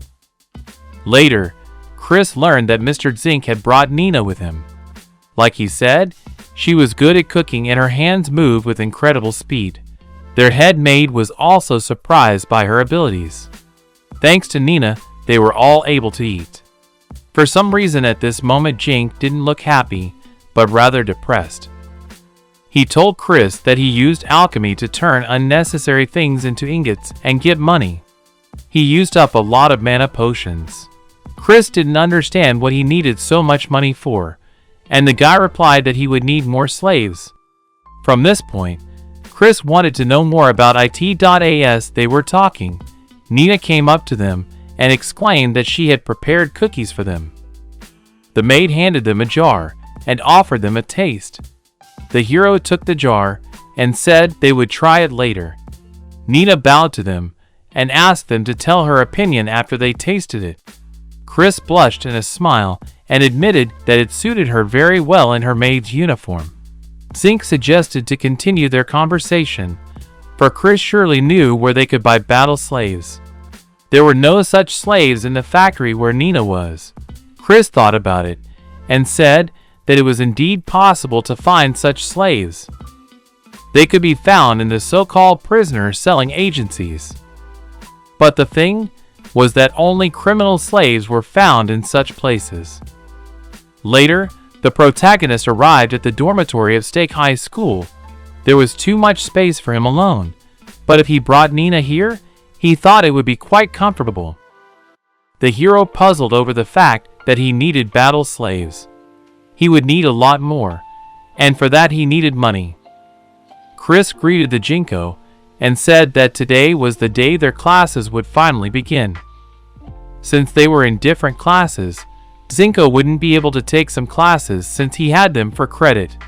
Chris agreed with him and said that it would be kind of weird not going to class from the first day. The girls were excited to welcome the newcomer from the first class. They had heard that he was an adventurer of ES rank. As it turned out, the rumors were true, and he turned out to be really handsome. Literally all the girls were curious to know if he had a fiancée. They thought they were too bad for him and dreamed of at least becoming his mistress. Chris smirked and told the embarrassed Jink that the place was quite noisy. The hero felt as if he hadn't left the Rosald at all, and he didn't like it. Chris didn't understand why he felt that way. The hero coldly replied that they were not interested in him, but in his status, and an engagement would bring him nothing, while it would be a great gain for them. Chris whispered that in all likelihood they were of low origin, which was why they were so desperate. After all, their future depended on it. If they wanted money, they could go and kill some monsters, according to the Zinka. Magic didn't care if you were male or female. Besides, there were many jobs that took women. The hero didn't understand why they shouldn't try to reach the heights themselves instead of relying on other people's wallets. Only Zink passed by a noisy crowd of girls, as one of them came out to meet him. She assumed that the boy was the Zink. The girl introduced herself as an Agenta Cole from the first class. She was from the politics department and was also a freshman. The hero greeted the first class student in return. He said her name, after which he fell into a stupor. Jink was shocked when he found out that the Magenta was a princess. Chris and Jink bowed to her and said that they hadn't seen her in a long time. They wondered how she had fared these past 3 years. The girl grinned and replied that she was fine. Magenta wanted Jink to treat her like a classmate. The people around them were surprised that they all knew each other. The hero was embarrassed and said that he was now an adventurer, and this was his first year of adventures. Perhaps they wouldn't see each other here often. The girl replied that she was now going about her father's business. Since the stake is a big country, the royal duties here were not easy. While she was talking to them, Jink and Chris were milling about her beauty. The hero heard someone's frightened voice behind them. Someone was telling Mr. Blog that this was all he had for this month. The rather large guy pinned the squishy kid against the wall and exclaimed that it was time to pay for their friendship. He felt that the classmate had given him too little this month. The classmate lowered his gaze and guiltily replied that he was having a hard time this month. In response, the bully only grinned and suggested that he wanted to know what would happen to him if he didn't be friends with him. After all, surely the guy wanted his friend to be from the Duke's family. The hero asked the girl who it was, and the girl replied that the guy was the heir to the Randacell family. During his middle school days, he thought he could do whatever he wanted.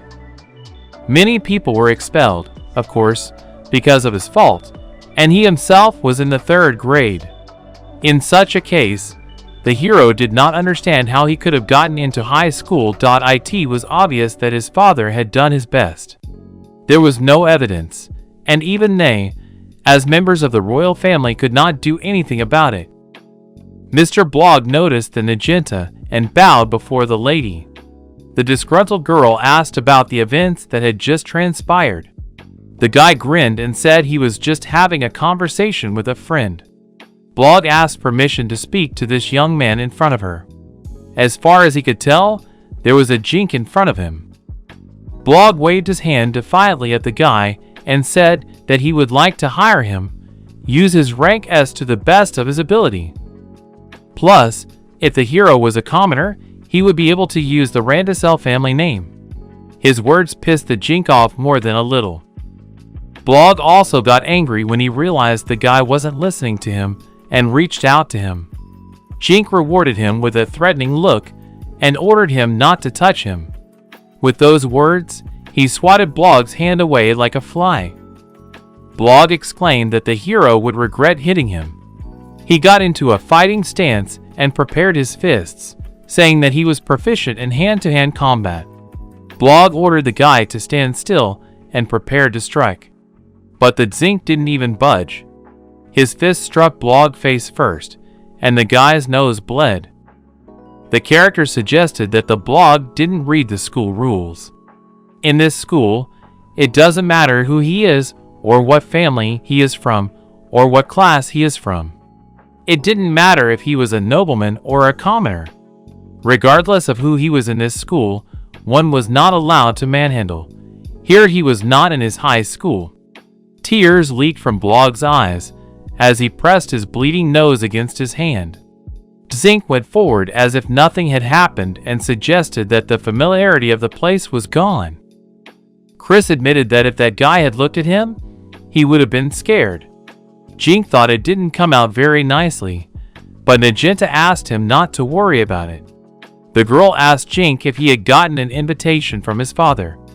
It wasn't necessary, but it would be nice if he went there. The hero replied that of course, it would be an honor. Jink looked at the girl modestly and admitted that he didn't have a formal suit, and he couldn't buy one since he was saving for other things. Magenta replied that Zink was an adventurer, so that was fine. The hero asked to borrow a new cloak and thanked his classmate for her help. A few days later, the hero finally met with King Namo. The king was happy to meet the Jink and thanked the guy for coming here. Zink got down on one knee and replied with a smile that he was honored.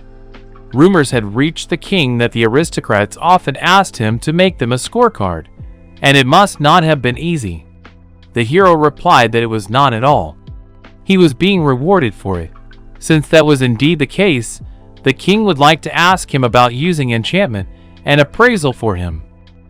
The hero bowed lower and said that if there was anything he could do to help the king, he would be only too happy to do so. Deep down, he was glad that he would now be able to use his enchantment for official work. Also, the Magenta told the king that there had been an incident with a child of the Randacell family. Surely the hero must have thought it was sloppy of him. Zink replied to the king that he knew someone similar to this Blog. His answer impressed the king, so he listened to Zink carefully.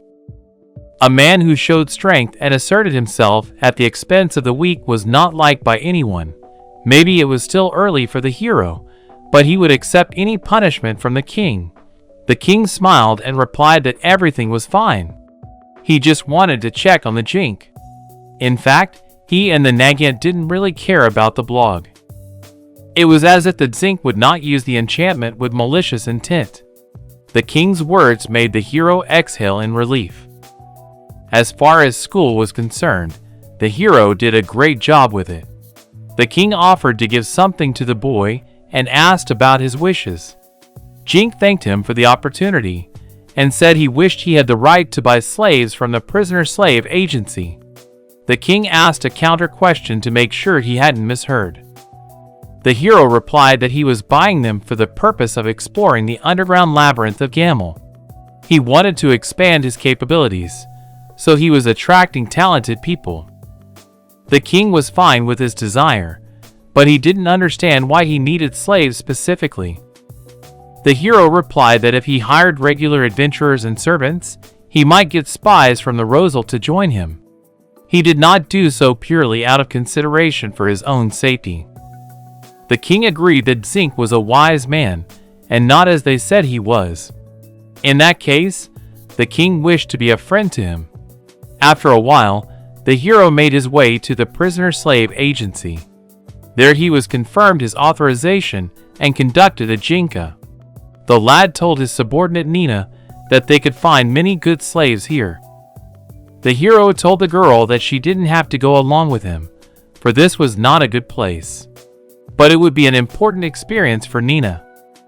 As they passed the cages with the crazed slaves trying to break the bars, Nina panicked and grabbed Jink's hand.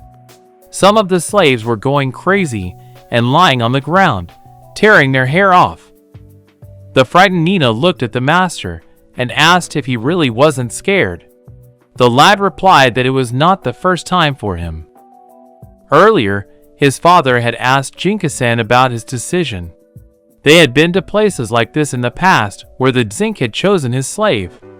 The boy had replied that he liked anyone.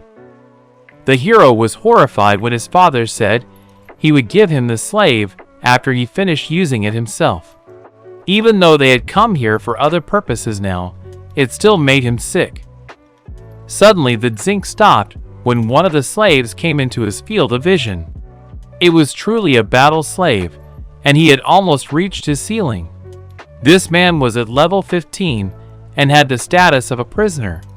He had quite a few skills, a mid-vol bonus and other skills. He also had a unique material evaluation skill.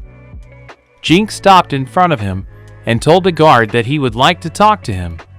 The worker called out to Jan and ordered him to get up.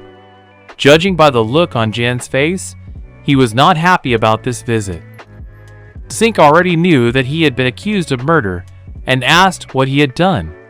Jan answered that he was the son of a rich merchant and he had a bad relationship with his father's second wife, and she decided to get rid of him. He attacked her with a knife during the conflict. The hero thought it was self-defense, and Jan confirmed his hunch.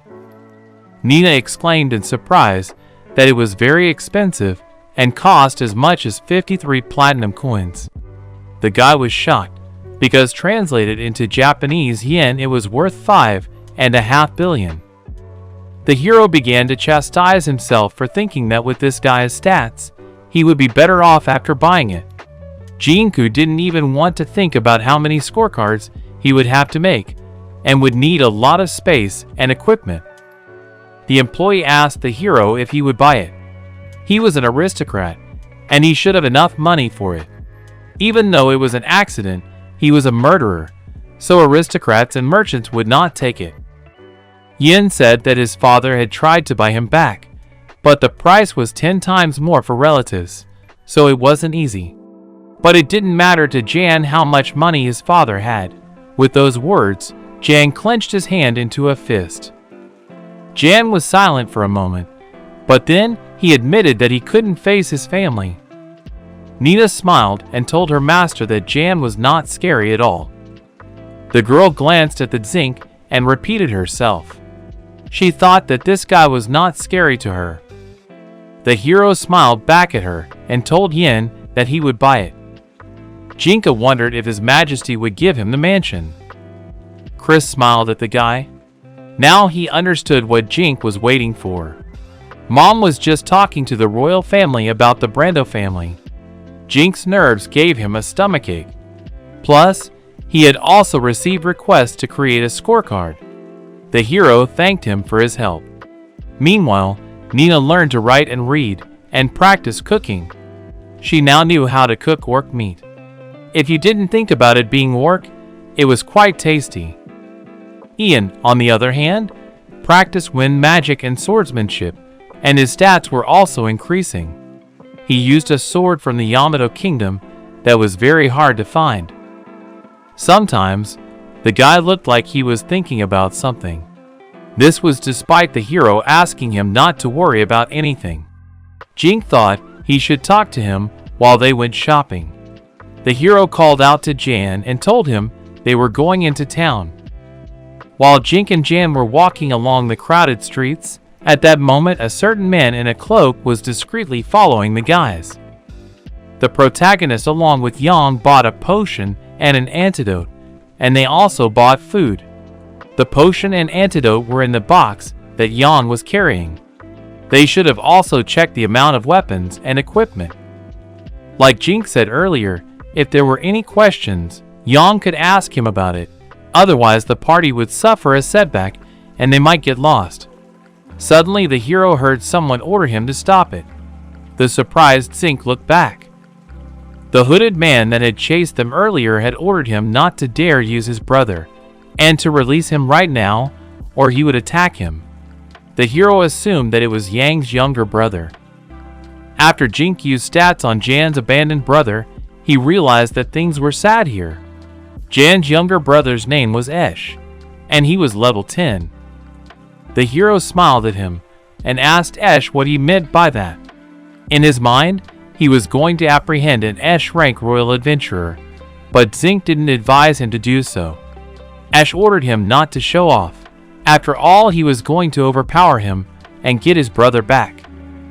The hero didn't understand how he was going to get him back.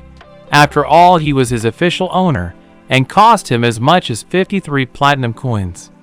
Ash was almost the same age as him, but clearly didn't realize it. Yin turned to Jinx-san. His face turned pale, and sweat beaded on his forehead. The boy fell on his knees before Mr. Jean and asked him to forgive his foolish brother. He asked to punish him, but not to touch Ash. Ash was shocked to see this sight. Ash ordered his brother to stop it. He didn't understand how Yang could bow at his feet. He absolutely hated it. People passing by started discussing this situation and squinting at the Jink. Now the guy was getting embarrassed because he looked like a villain. Jan didn't understand why his brother didn't hate him, because Jan had killed his mother and mother-in-law. The boy did not deny that he wanted to punch him, but most of all, he did not like that he had turned into a slave. In his opinion, Yang was smarter and better than him, and he wanted such a brother to come back to him. His father said he would find the money and get him out, but Zinc had bought him earlier. Jin thought there was nothing he could do about it. The hero told Yin that according to Ash it was pointless.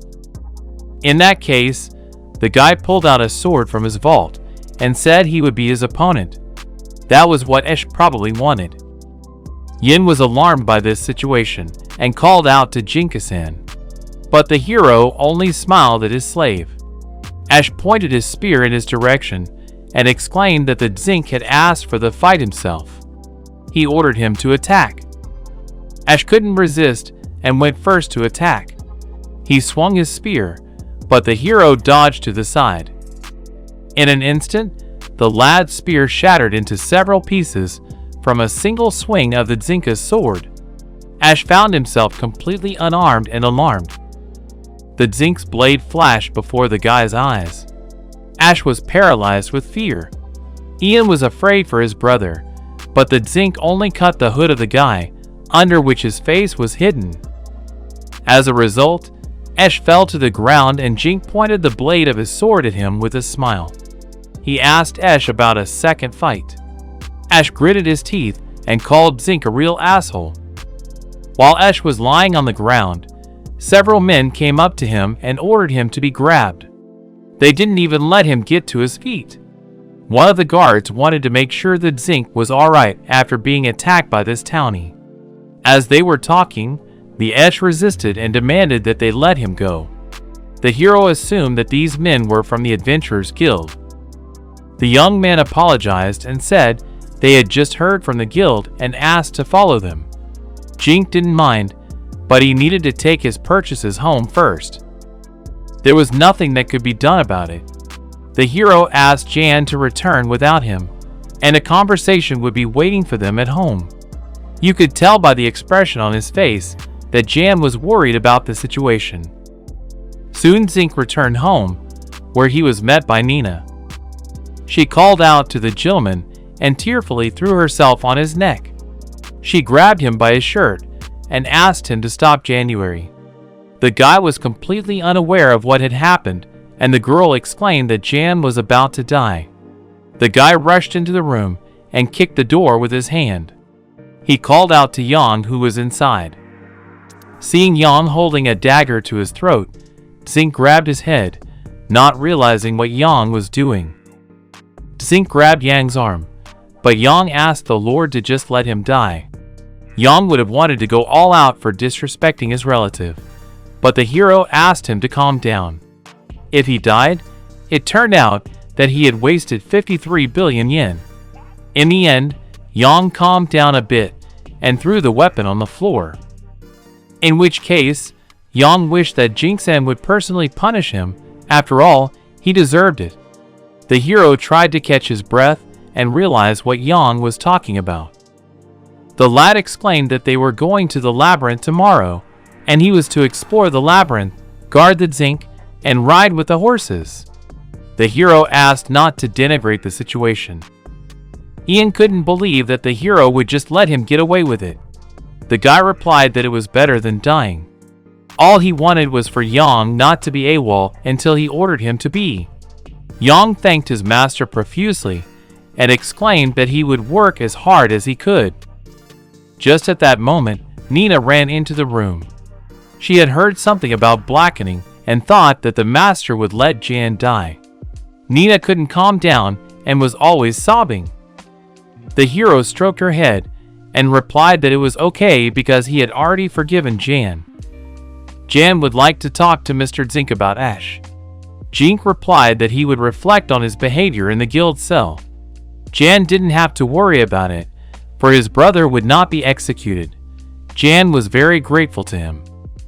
Jan felt that his mother-in-law had spoiled him too, and he needed to be looked after, but he was still his brother and was very dear to him. The hero understood exactly what he was experiencing and remembered about his younger brother. He had assumed that the Lord had a brother as well. The guy confirmed it and said his name was Esther, but he didn't act like that. The hero was curious to know how his younger brother was doing.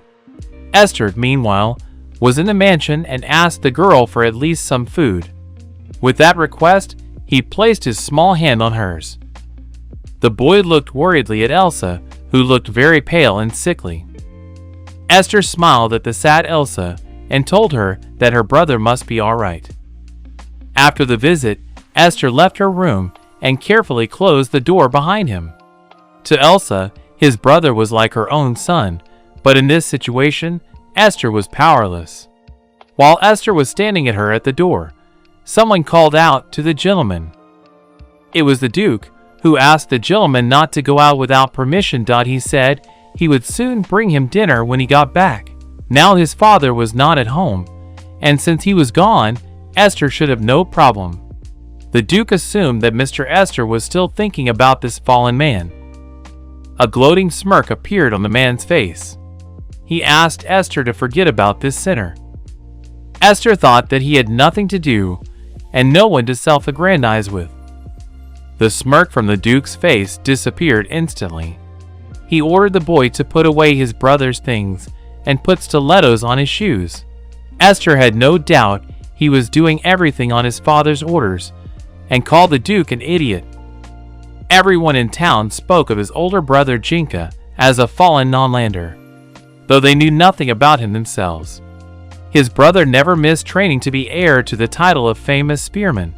Esther always admired him, for he kept working hard no matter what. He handled the spear quite well, and he was good at it because of his efforts. But despite this, Esther was still able to defeat his brother in a duel.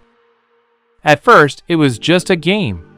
His grandfather ordered him to practice more with the spear, but the result was the same. No matter what, the hero smiled at Esther all the time and said that his attacks were quite bold and it was hard for him to resist. The brother kept asking Esther's opinion on his moves. Jink wasn't angry at his brother and only asked for advice. It must have been humiliating for him, but his brother was always supportive and Esther and treated him as usual. But one day everything changed. Grandpa loved Esther more and started treating his brother worse. He was the one who spread the nickname of the Fallen One. Zink got a bad reputation and then left in an unknown direction. Esther believed that it was all his fault that all of this happened. Esther sadly lowered his head and pressed his lips together. He regretted what had happened and felt that he had stolen his brother's entire life. Esther quickly wiped away a few drops of tears that spilled from his eyes. But it had been a few days since his grandfather and father had been summoned to the royal palace. Esther wondered what they were talking about. Meanwhile, his father was in the royal palace of Rosalta. At the council, Commander-in-Chief Nobel was asked how he was going to take on this responsibility. The former head of House Nanlan called Nobel clenched his fist and glanced unhappily at the others present. In any case, the enchanter had been sent away for a specific reason, and it was a mistake.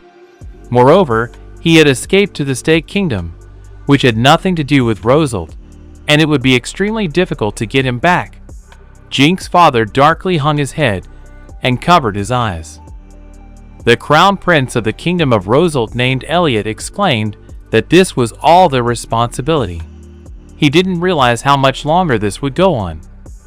Meanwhile, the king of Rosalta Kingdom was glumly silent and apparently thinking about the situation. The counts felt that they had to decide something. But since His Highness was also involved in the expulsion of the zinc, it surely had to be his responsibility as well. They thought he would be quickly eaten by the goblins and kobolds, but he was lucky to make it to the stake. Zinc turned out to be a nimble cockroach to them. However, it was good for them that this cockroach turned out to be an enchanter. His Highness Elliot thought that he and his father could become enchanters as well. The people looked at him in surprise, not understanding what His Highness was saying. The king ordered Elliot to stop it, but for Elliot it was simple. The thing was that his father's blood flowed in the zinc. Because of that, he and his father could become enchanters as well. As the council later found out, Zinc was His Highness's illegitimate son. The king was horrified and didn't understand why Elliot had told all this, but Elliot apologized to his father and smirked. One day Elliot overheard his secret conversation with a nobleman. He got curious, so he overheard them. Elliot asked his father not to worry about it, for he would dismiss them with a beam of salvation.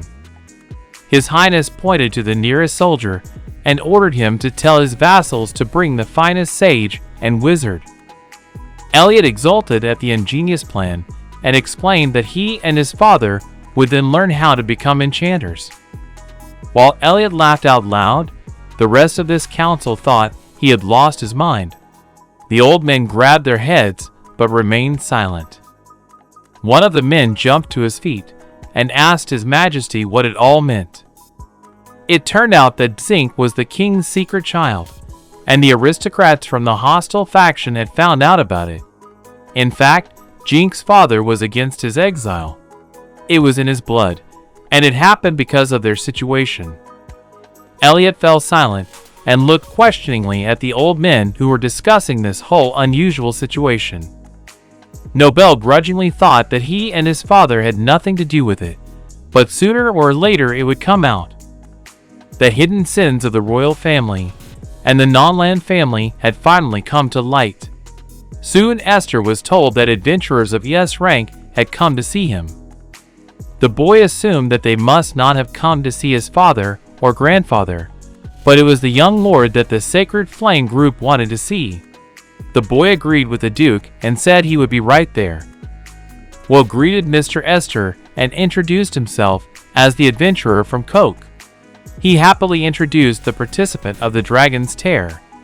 Alec introduced himself and said that he had come here to give him something from the zinc. Karen meanwhile was admiring Esther's appearance and thought he looked like a girl. Esther didn't understand them at first and questioned what they said.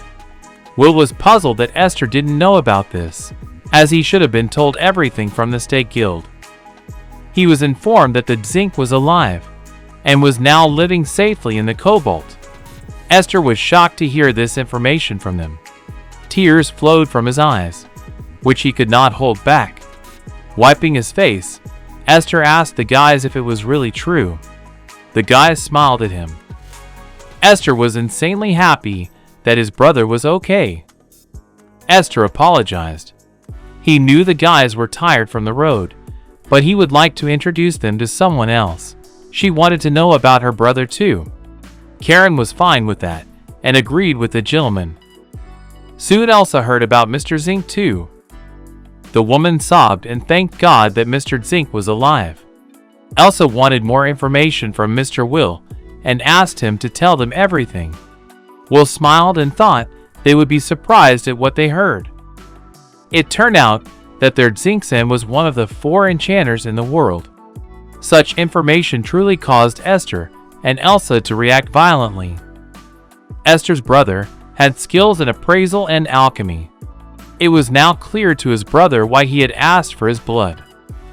Elsa was completely unaware of this, though she had been with him since a long time. Esther asked her not to blame herself, because he didn't know about it either. He seemed to be diligent in hiding it, so it wasn't surprising. But Will thought it was the right thing to do. If they had found out from the beginning, he would have been deprived of his freedom in this country. Will apologized, but he had never heard any good rumors about Rosault. For example, he knew about the poisoning incident in the Chancellor's family.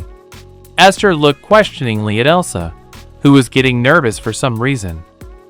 The thing is, the king forced the Chancellor's daughter to give birth to a Jink. At least that's what Will had heard.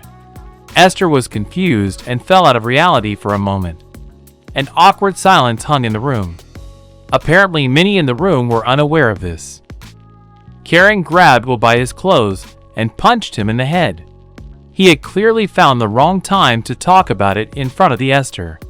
He had promised earlier that he would be careful, and Will apologize for that. He had clearly said too much. It came to Esther's attention that he and his brother were not related at all. Elsa put her hands on the guy's shoulders and asked Mr. Esther to remember to breathe. The boy tried to calm down and took a deep breath. He replied that everything was fine and offered to continue the conversation. The sad Elsa offered to tell the story from her lips. The current king of Rosault ascended the throne with the support of the Chancellor, and they had one secret. It consisted of the truth about the birth of the Jink. The king was unhappy with the state of affairs, and to amuse himself, he called the Chancellor's daughter to him. After a short time of thinking, he decided to do it. Obviously, a princess from a neighboring country, who was his wife, could find out about it, and there was a discord in the marriage. The king's situation was rapidly deteriorating. He managed to hide the fact that the daughter of a rather famous family of the Chancellor was involved, and they could not use brute force. Eventually, the girl who was pregnant with a Jink became the wife of Gordon of the Nonland family, who ruled the kingdom. She used to be the Chancellor's maid who worked in their house, but the nobleman didn't like it. He didn't want to let the grandchild in which they from his blood become the heir, and eventually the aristocrat made a decision. On the day of the family party at the Chancellor's house, he added a slow-acting poison to the wine and food. Jink was supposed to be there too, but he refused to practice with his spear and stayed at the mansion, and aristocrat Gordon left the mansion that same day. In the end, nothing happened. But along with that girl, Elsa's husband and son, who were servants, were also poisoned. Alex said it was a horror story. Bogart thought it was simply inexcusable. In fact, the aristocrats and Gordon warned Elsa. They said that if she told it to anyone, she would be finished.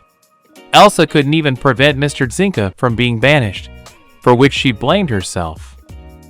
After telling the story to the end, Elsa hid her face with her palms and cried. Esther told the woman that it was not her fault. He was glad she told it. In the end, his brother wasn't really his blood brother. They wanted to erase his existence. It turned out that only Will and Elsa knew about it. The royal family is now being criticized in the royal capital, but Jink was kicked out for a reason. In the end, the crown prince didn't like the origin of the Jink, and the royal palace was in turmoil. Karen was even surprised that Will knew the details pretty well.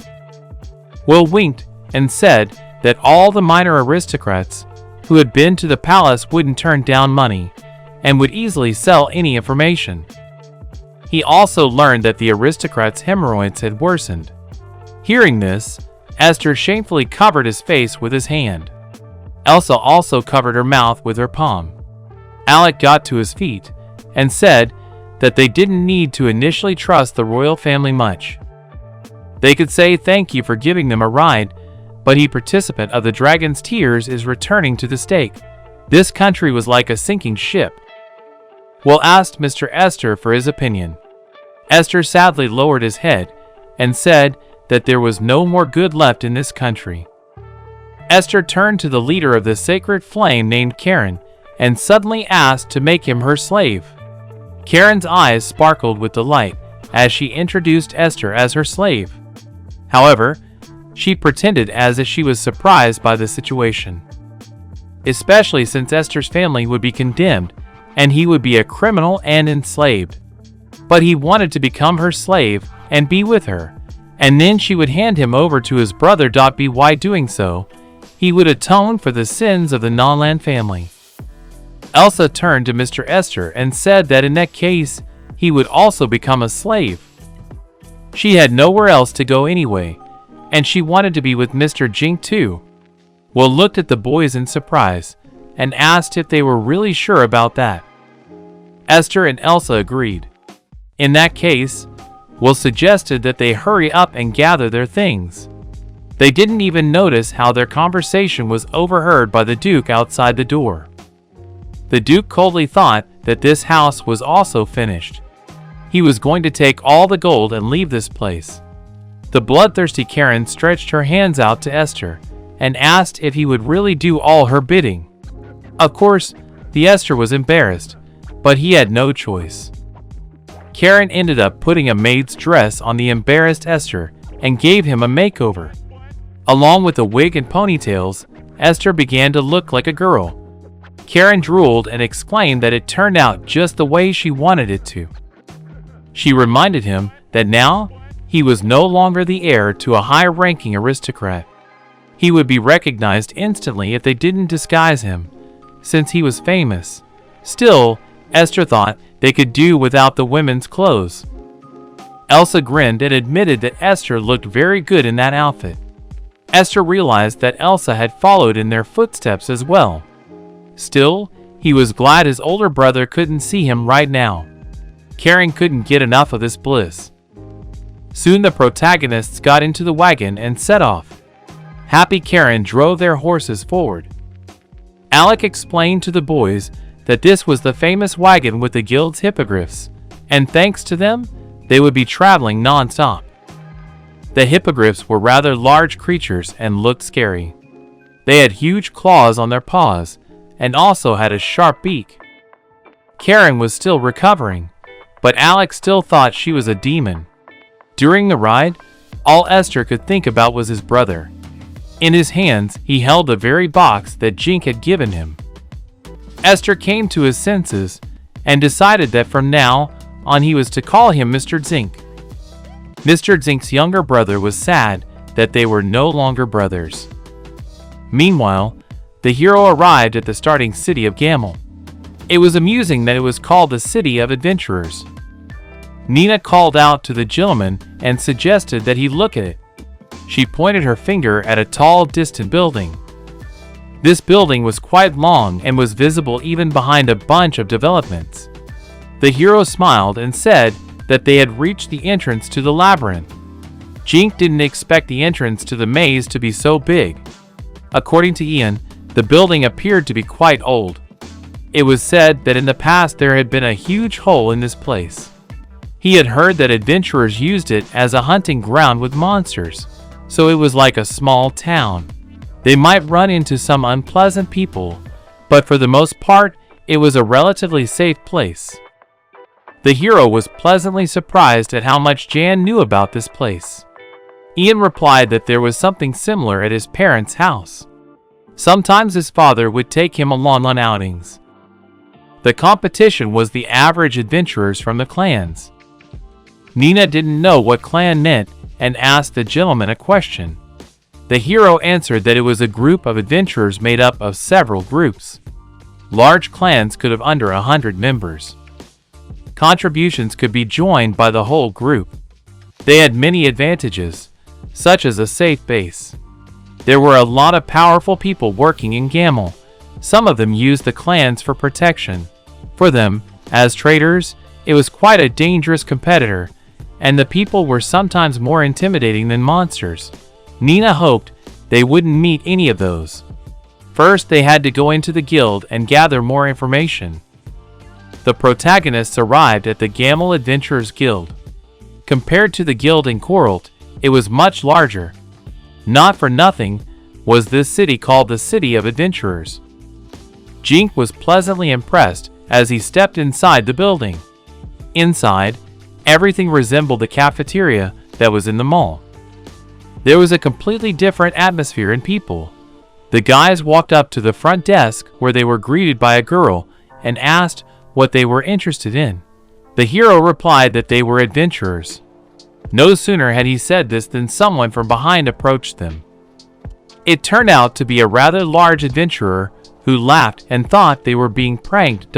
He couldn't believe that two Hilikas and a girl could be adventurers. If they didn't want to die, they should have found companions or joined a clan. It was obvious that this man had already had quite a lot to drink. The man thought that even in the clan, their youngsters would be jacked up. The disgruntled girl called out to Philip and reminded him that she was talking to them. The receptionist smiled at the guys and apologized, as their adventurer had been drinking a bit. The guy didn't see it as a big deal and held out his guild card to her. The girl was shocked when she looked into it. She explained that an ace-ranked adventurer had appeared here. Everyone who sat nearby stared at the new arrivals in surprise. Jink wasn't thrilled to go through the same thing again. The male adventurer couldn't even believe that the recruiters of their clan knew about him. Even though he had an ES rank, but his actual skills weren't that high, so the hero believed that he still had room to grow. The girl asked them to go to the 5th floor. She urgently needed to inform them that an enchanter had arrived. The men were surprised that they were immediately sent to the 5th floor. Such a thing was quite rare for them. Once upstairs, Nina took a seat on the couch and leaned her head on the arm. She was delighted by its softness. Zink noticed that Nina wasn't nervous at all. At that moment, a girl came into their room and thanked Mr. Zink for waiting. The girl asked to be called Mona. In the future, she will be his manager. In their guild to special high-rank adventurers, they provide a manager. They could always go to her with questions. Jink suddenly realized why everyone had become so envious of them. He hoped for their long cooperation and fruitful work. The girl grinned and gave him an affirmative answer. Now she was going to tell him about the features of the labyrinth.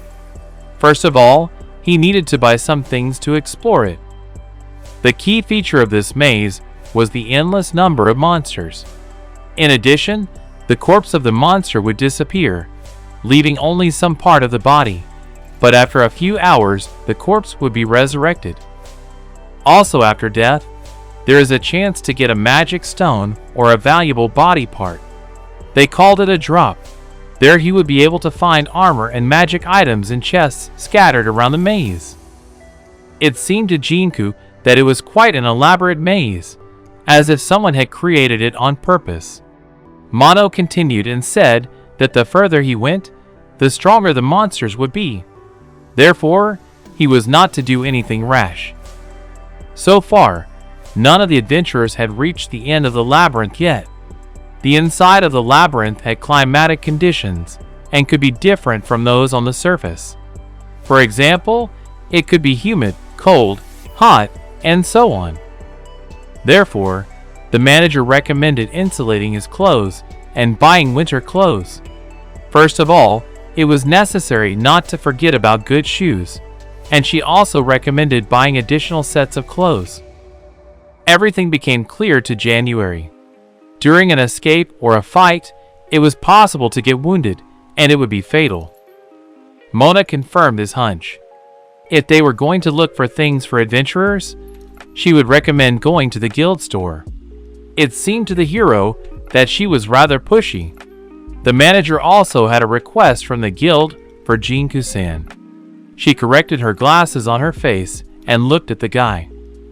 She was referring to the collection of magic stones. Because of the war last year, there was now a shortage of magic stones in the State Kingdom. Besides, not everyone, the adventurers were collecting them. The magic stones in this world were like a battery.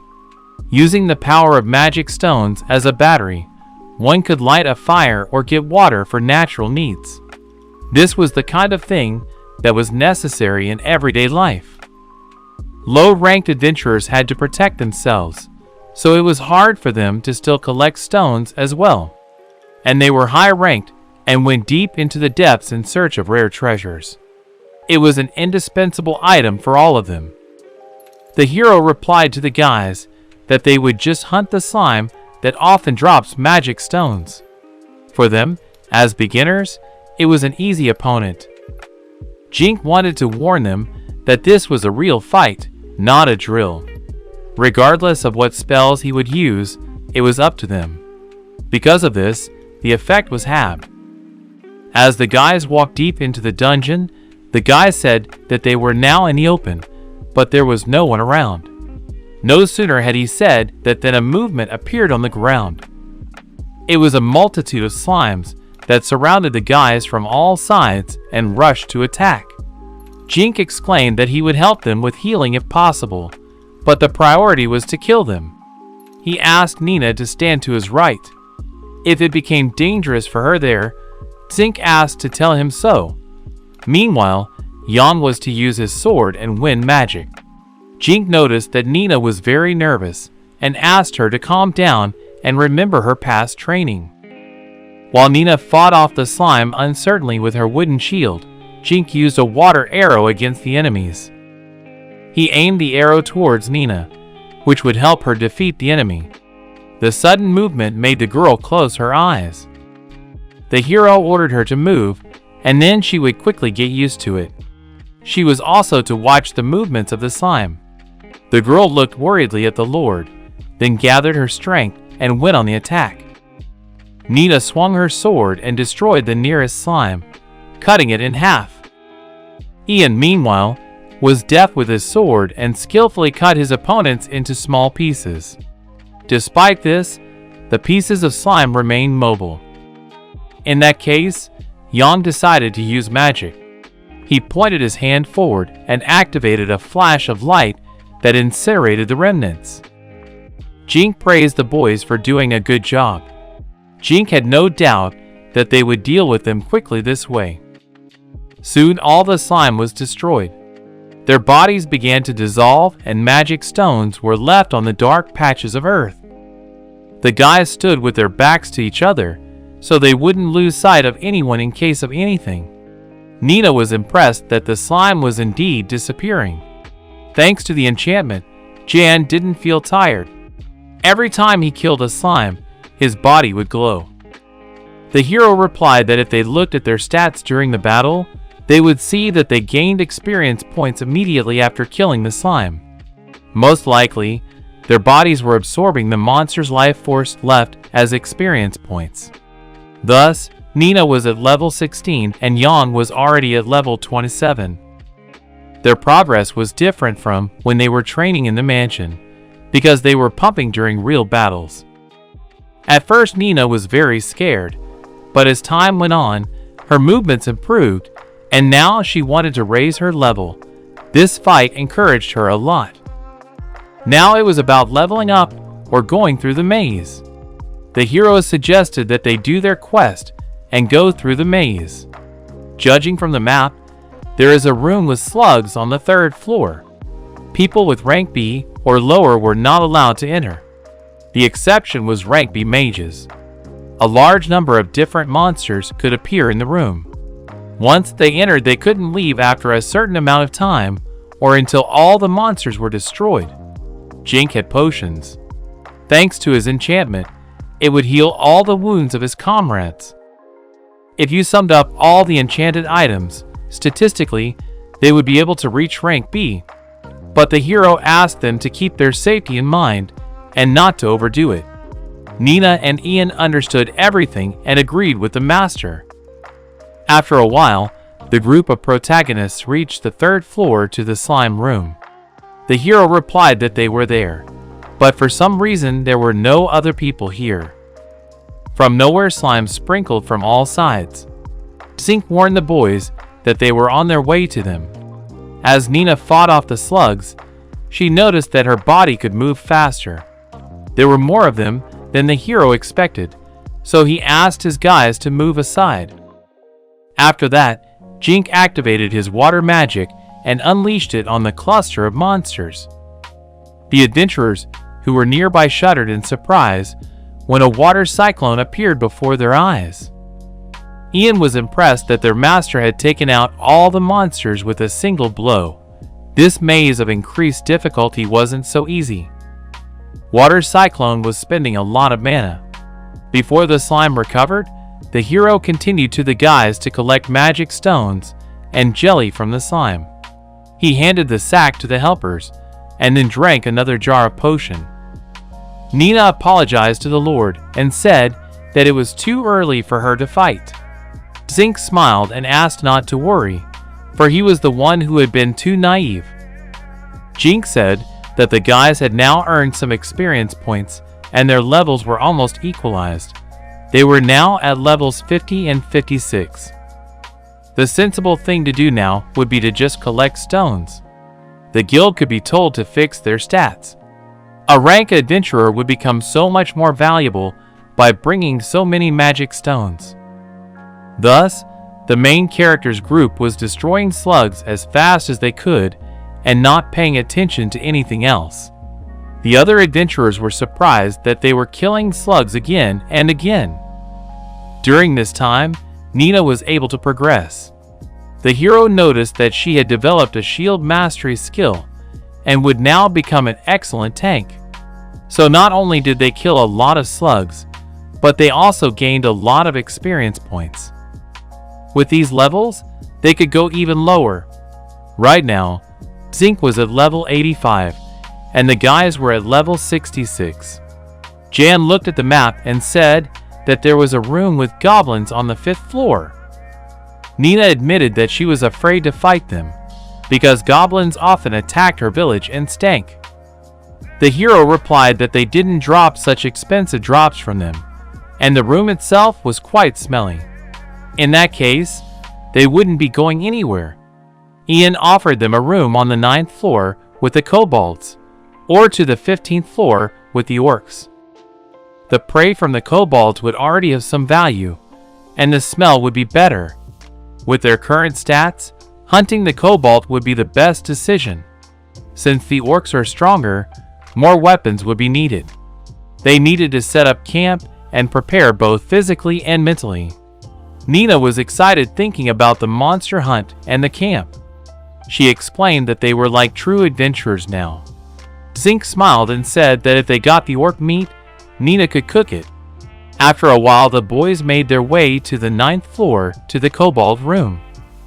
There was a magic circle next to the wall, and it must have been the respawn of the kobolds. It is near the wall, so that the kobolds can only be attacked from one side. Jink asked Ian to attack with both magic and sword. If he got tired, the hero would fill in for him, and Nina was to keep an eye on January. As soon as they entered the room, kobolds soon began to appear. The kobolds pounced on the boys, but Yin and Jink repelled their attack. In an instant, Jan took one of the monster's head off. After that, Jan used an air arrow and used his magic to cut off the kobold's arm. Some kobolds aimed at the little Nina that was already waiting for them. She had a knife in her right hand and a shield in the other. The girl closed one eye against the attack, but still blocked the blow with her shield. Nina gathered her strength and let the kobolds blow past her. The confused kobold strode forward and Nina was at his back. The girl swung her weapon and slashed at her opponent's neck. In the battle, Zink warned that he would raise a water wall and asked everyone to come to him. The guys rushed closer to the guy. Just at that moment, a pillar of water appeared around them, that shielded them from the kobolds. The kobolds stopped, not realizing what was wrong. This was the first time Zink had used this technique in real combat. He believed that such a wall would be impossible for the kobolds to break through. After the battle, the guys suggested taking a break and packing up. The kobolds' magic stones and knives would hinder them in the fight if they didn't put them away. Nina sighed heavily and said she almost tripped because of it. Zink replied that something had to be done, but the kobolds had to be dealt with first. His water wall would be gone soon and round 2 would begin. Ian turned to Jinko-san and said that he had an idea. They could speed up the process by attacking them with magic. Nina couldn't even use normal magic, but if Jinx had enchanted things for her, it was quite possible. Nina's eyes sparkled with excitement. She explained that she would like to use magic too. A concerned Zink reminded her that she didn't have much mana. Ian replied that if they gave her a potion, the amount of mana would increase and she could cover them. It would indeed take a lot of mana, but it would be worth it. The girl suggested that she would have to drink a lot of mana potions, but she was okay with that. Jinx sighed and congratulated her on becoming a temporary sorceress. Nina could now summon a water balloon. Soon the kobold army was upon them again, and the hero asked them to get ready. At the same time Ian and they started shooting air arrows at the kobolds. Nina meanwhile used the water balloon over and over again. The girl was delighted with her new abilities. The worried hero asked Nina to drink the potion a little faster. Nina agreed with him, and was soon using the water balloon again. Using magic they soon got rid of all the kobolds, and Zink called a break. Now they needed to pack their things. Almost with tears in her eyes, Nina timidly approached the gentleman and confessed that she wanted to go to the toilet. Now it was not the right time at all, but she had had too much to drink after all. Nina apologized for that. The guy said there was nothing he could do about it, and pulled out a jewelry box from his vault. Nina took the box in her hands and asked what it was. The guy replied that he had enchanted a magic box and asked her to use it. Nina was horrified, but the hero said they would turn back and not look. Nina blushed and her eyes glazed over. It was a rather intimate affair after all. But then suddenly Jan admitted that he wanted to go to the bathroom too. Zink realized he was going to the same place. Nina kept turning around at the guys and telling them not to look in her direction or she'd be offended by them. Zink didn't understand how that was possible at all, since she was still his slave. It was already the 3rd day in the labyrinth, and the heroes had managed to get to the 15th floor with orcs. There they deftly finished off the last of the big ogres. Nina was thrilled that they were able to defeat him, but they still had a hard time fighting them. Together at least they could win, but they needed to get stronger. Yang replied to the hero that they were only unharmed because of Jinko-san. Yang thought that now he was able to overcome his fear of orcs. Nina, meanwhile, was delighted with the meat they had gotten. It was a huge piece of meat, and the girl was eager to cook it. Zink suddenly realized that she was really going to cook orc meat. The hero glanced at the guy's stats. They had raised their levels more than he expected. This place had made them real adventurers. Ian had reached level 80 and increased his basic skills. Nina meanwhile raised her level to 69th level and also increased her basic combat skills and cooking. The hero recalled that it had already been 3 days and suggested that after this room, he should return home. Ian frowned and looked at the next room. Zink silently looked at the gate. The hero realized that right in front of them was the boss room where the orc general was. In that case, the hero ordered Nina to cover them from behind and Yang to attack with magic with him. The guys cautiously opened the door and went inside. In the middle of the room a huge seal appeared, from which an orc armed with an axe emerged. The hero was the first to rush to the attack and ordered to go forward.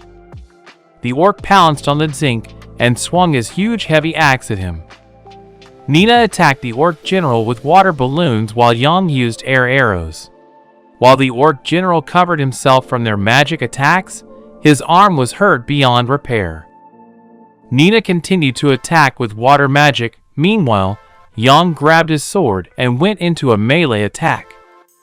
The orc bared his fangs and threw a weapon at Jink, but the boy dodged it by taking a knee.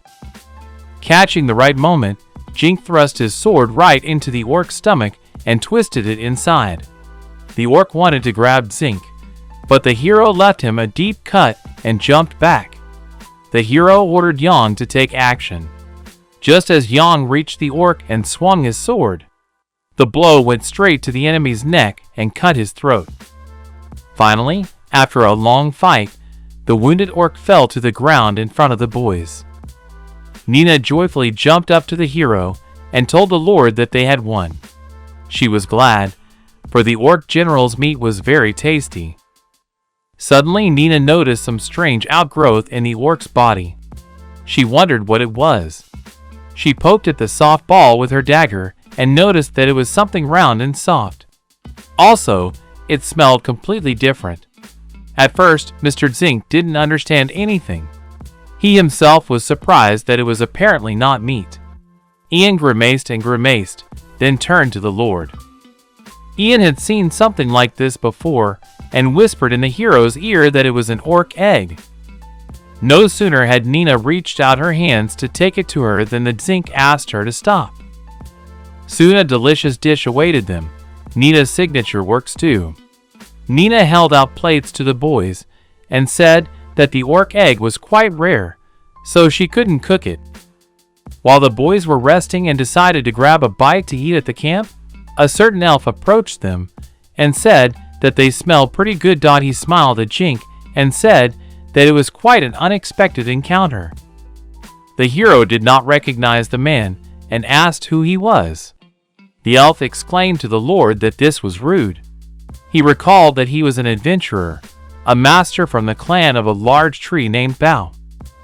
He was glad to meet the enchanter. With his appraisal magic, the hero swept up that this guy was also an ES rank. His description said that he was a loner, and his level reached as high as 289. Just like him and Karen, he also had a rare skill, but the hero doubted that the ES rank could be reached just by having the ability. He noticed that the guy's archery was at 232nd level. Jinku was even scared to imagine how good he was. Yin said that the big tree was the third largest clan in Gamel. Jink assumed he wanted to invite them into the clan and asked what he wanted them to do. At first, the bowman hesitated to answer and didn't know how to tell them. He looked back at the rest of the adventurers with a smile, who were keeping their eyes on their soup and drooling over the food. Eventually, the adventurers couldn't stand it and asked for some food. Luca came back from the lower floors to eat, but he was attacked by a monster and got stuck for a while. He felt a little ashamed and didn't think he could reach the surface if he didn't eat. The hero realized that it wasn't about the encounter with the monster, it was about the food. Luca felt bad in front of the boys, so he offered to pay them. Zink agreed, but said it wasn't necessary to pay. Instead, he asked to tell them about their clan. The elf smiled and promised to tell everything he could. He also thanked the hero for his cooperation. Zink apologized to Nina for having to cook the orc meat again, but Nina was perfectly fine with that. Jink asked Jan to help her, and the guy gladly agreed. Soon the delicious dish was ready and sliced. The adventurers were delighted with such deliciousness and munched on both cheeks. Nina was happy that they liked it and promised to give them more. The adventurers were moved to tears and called the girl their goddess. They thought the goddess had blessed them. Lucas smiled and confessed that he had only eaten dried meat and bread in the labyrinth. The hero replied that he had put all the ingredients and cooking utensils in the vault. In that case, the Luca was going to tell him about their clan. There were two major clans in Gamel, the Outside of Purgatory and the Messenger. Together with the Big Tree, it was said to be the three main clans, but he was smaller than these two. The two clans had a rigid hierarchy and power struggle. The unable to go, and those who lacked skills would be at the very bottom of the hierarchy. Participants with low ranks would go mad and go into the labyrinth. Those who couldn't pay the fee would simply leave the adventurers. Those who left were considered traitors and could not join any Gamel clan. Nina was surprised that they were going by such principles. Zink replied that the guild rules did not say that. It was the unspoken rule of this city. Those who didn't like such orders would join the Big Tree. Their wish was to be free. Luca helped those who needed it. Those who had been kicked out of these two clans came to him. They would separate their own necks from their heads, and many became slaves out of debt. These clans have a pretty bad reputation. The only thing that was different was only their name, and the situation was the same. There were many people in the clans that needed help, so they had no food. The hero thought that if they had the opportunity, they wouldn't interfere. Luca thanked the boys for the food and said they had to go. The hero also thanked them for the information. Zink told Luca that they were also going to leave here and offered to walk together to the exit.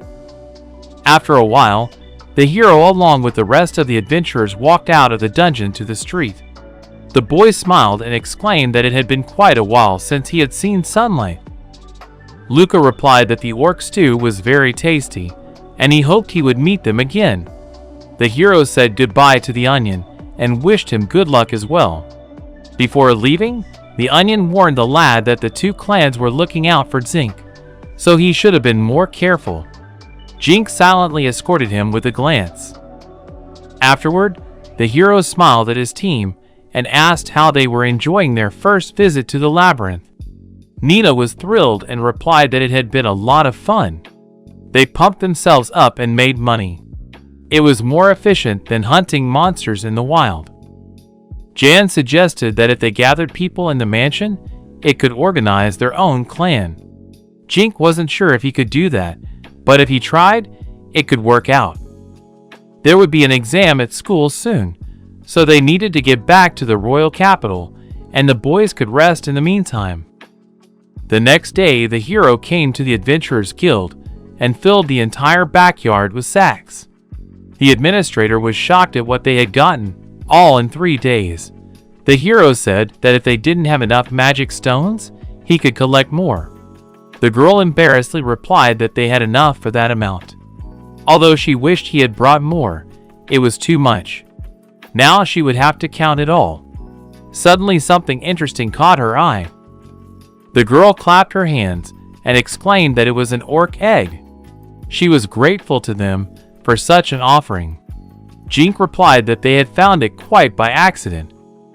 He didn't understand why she was thanking them so much. The administrator held the sack of egg up and said that most adventurers sell it directly to merchants, but he had decided to give it to the guild. The boy was a little surprised that an ordinary orc egg was selling for a high price. Still, he was more interested in orc meat. Then one of the adventurers came up to them and exclaimed that the young girl shouldn't have kept the eggs. It was a Dan who had apparently already made his way back. Jean used his magic eye on him and saw his stats. The Dan was at 171st level and had the profession of a guild worker. The man smiled and assumed that the same ES rank master was with her. The man introduced himself as the head of the guild named Dan. Winning a dungeon with a boss in 3 days was quite an accomplishment. The hero fulfilled the requirements for the B rank exam. Dan said that his opponent for the exam would be him. The head thought that Zink would be afraid of him, but that was absolutely not the case. Zink was curious to know what would happen in the exam, and Dan replied that an endurance test awaited him. One would have to withstand his sword attacks for a certain amount of time. The hero was a guy with a high rank and a rare skill. This was a test to see how he could defend himself with his abilities alone. Earlier, Will had told the guy something similar about the exam in school and the ability to defend himself. Jink still wasn't sure he could handle it. Mona thought that even if he failed, he shouldn't have worried about it, because it wouldn't be a problem. Dana absolutely didn't care what kind of class or rank he was, so the Jink shouldn't have burrowed in. Those words annoyed the Zink. Jink nervously replied that he hadn't thought about it, but it seemed the opposite to Dan. The thing was, young guys with big powers always wanted to show off.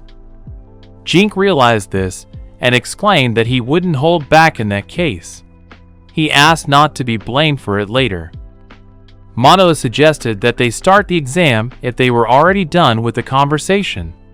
The hero asked what they would do with the magic stones, and the girl told them not to worry about it, as they would find a use for them.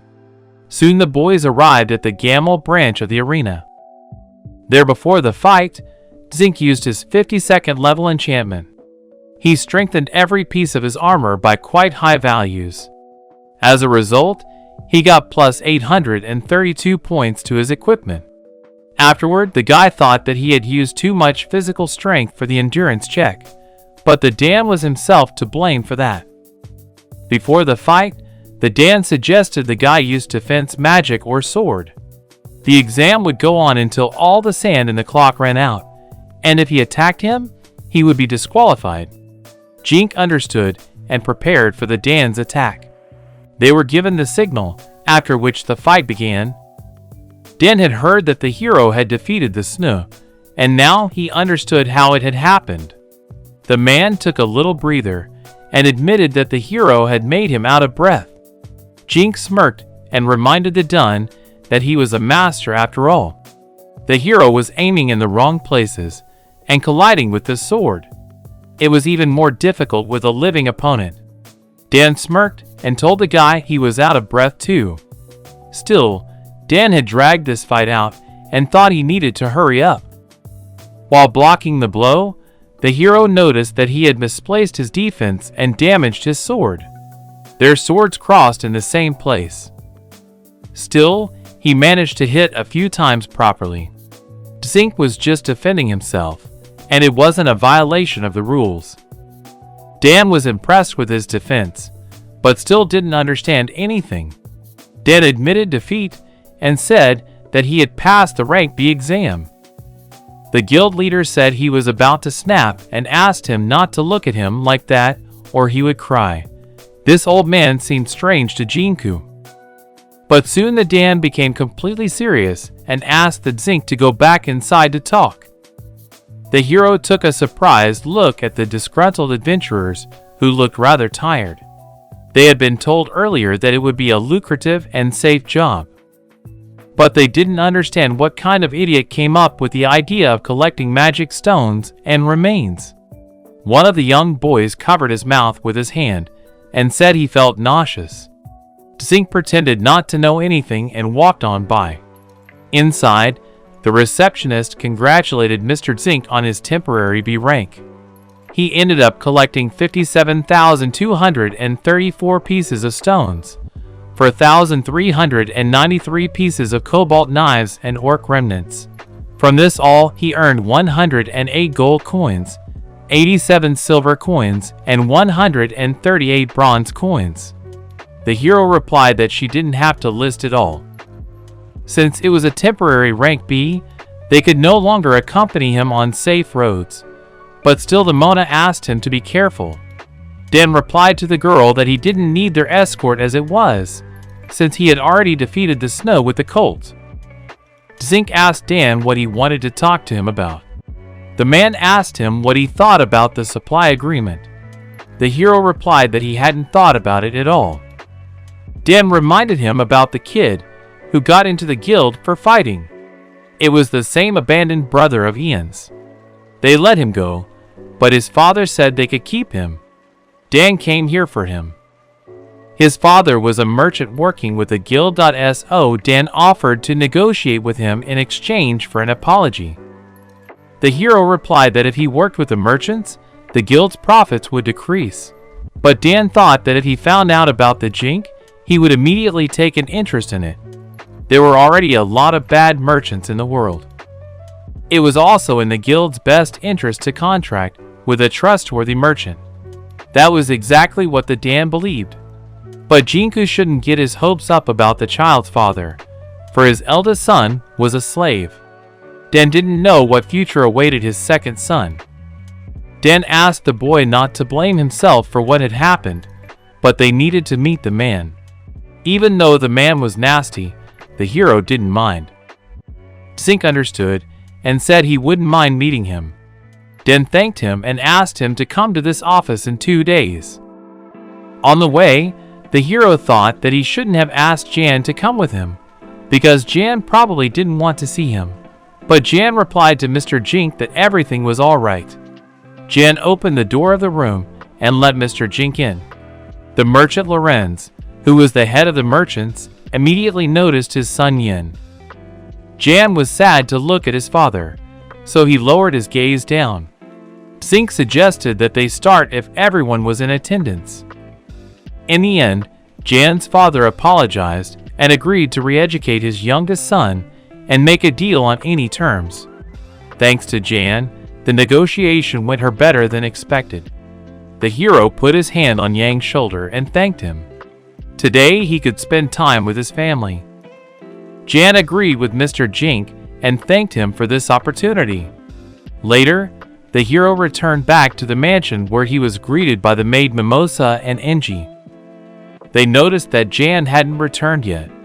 Jink replied that he was with his family right now. Angie admitted that Ian was a real looker, and she was sorry they wouldn't see him today. The girls remembered that a letter had arrived for the gentleman and handed him a stamped envelope. The hero noticed that the letter was from Chris. He wondered what he wanted from him.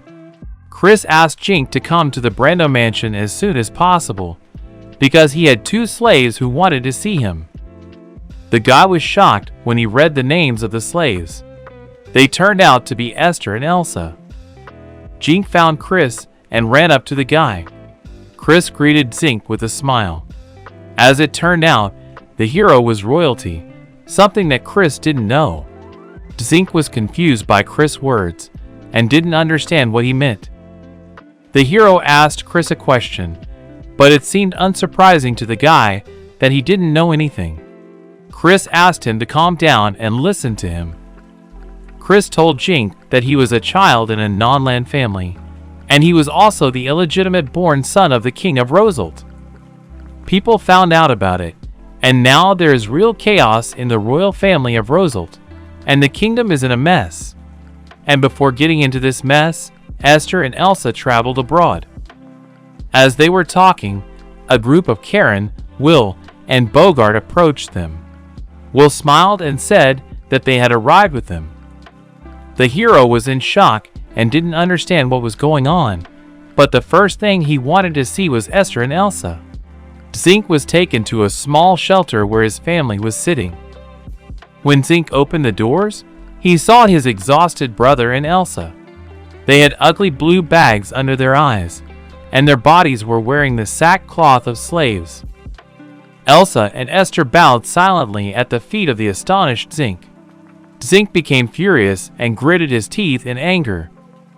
The lad's fists clenched. He ordered the man who had done this to them, and who had forced them to become slaves, to be handed over to him. Karen walked over to the Jink and calmly replied that they deigned to become so themselves. The hero didn't understand what she meant. Chris asked not to misunderstand them either, but he and his mother talked him into it. Despite being slaves, they treated them like common servants. They themselves insisted on not touching their wounds, and said it was a punishment and an apology to the Jink. The guy didn't understand what kind of apology they were talking about, though Will was uncomfortable with the whole thing, but he decided to tell the whole hero. In the end, Will told everything that had happened before, and about his banishment for those 2. Now he had to condemn them. Jink grabbed his head and admitted that it had all been very difficult. He asked Chris and the others from the Sacred Flame to excuse them for the hassle. Karen asked not to worry about it, as she liked Esther in the maid costume. Zink looked questioningly at his brother, who still wasn't looking at him, and bowed to the floor. The hero bowed to the boys and admitted that he was glad they were okay. They were able to meet again, and he wasn't mad at them. He wasn't going to punish them, so they could hold their heads up. Karen ordered Esther, as her slave, to apologize to his brother Jink. Esther looked up and apologized for all they had done as his kin. Elsa joined in the apology and warned the guy that he was still in danger, so he needed to be more careful. Like the hero had said earlier, they shouldn't have worried about it, since they hadn't done anything wrong.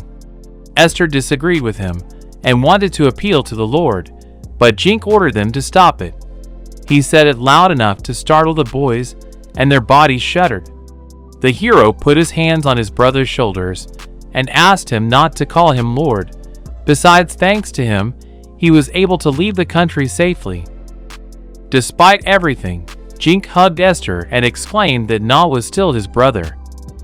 No matter what happened, they would still be brothers to each other. Elsa couldn't hold it in and cried, and the group Karen and Chris smiled looking at the guys.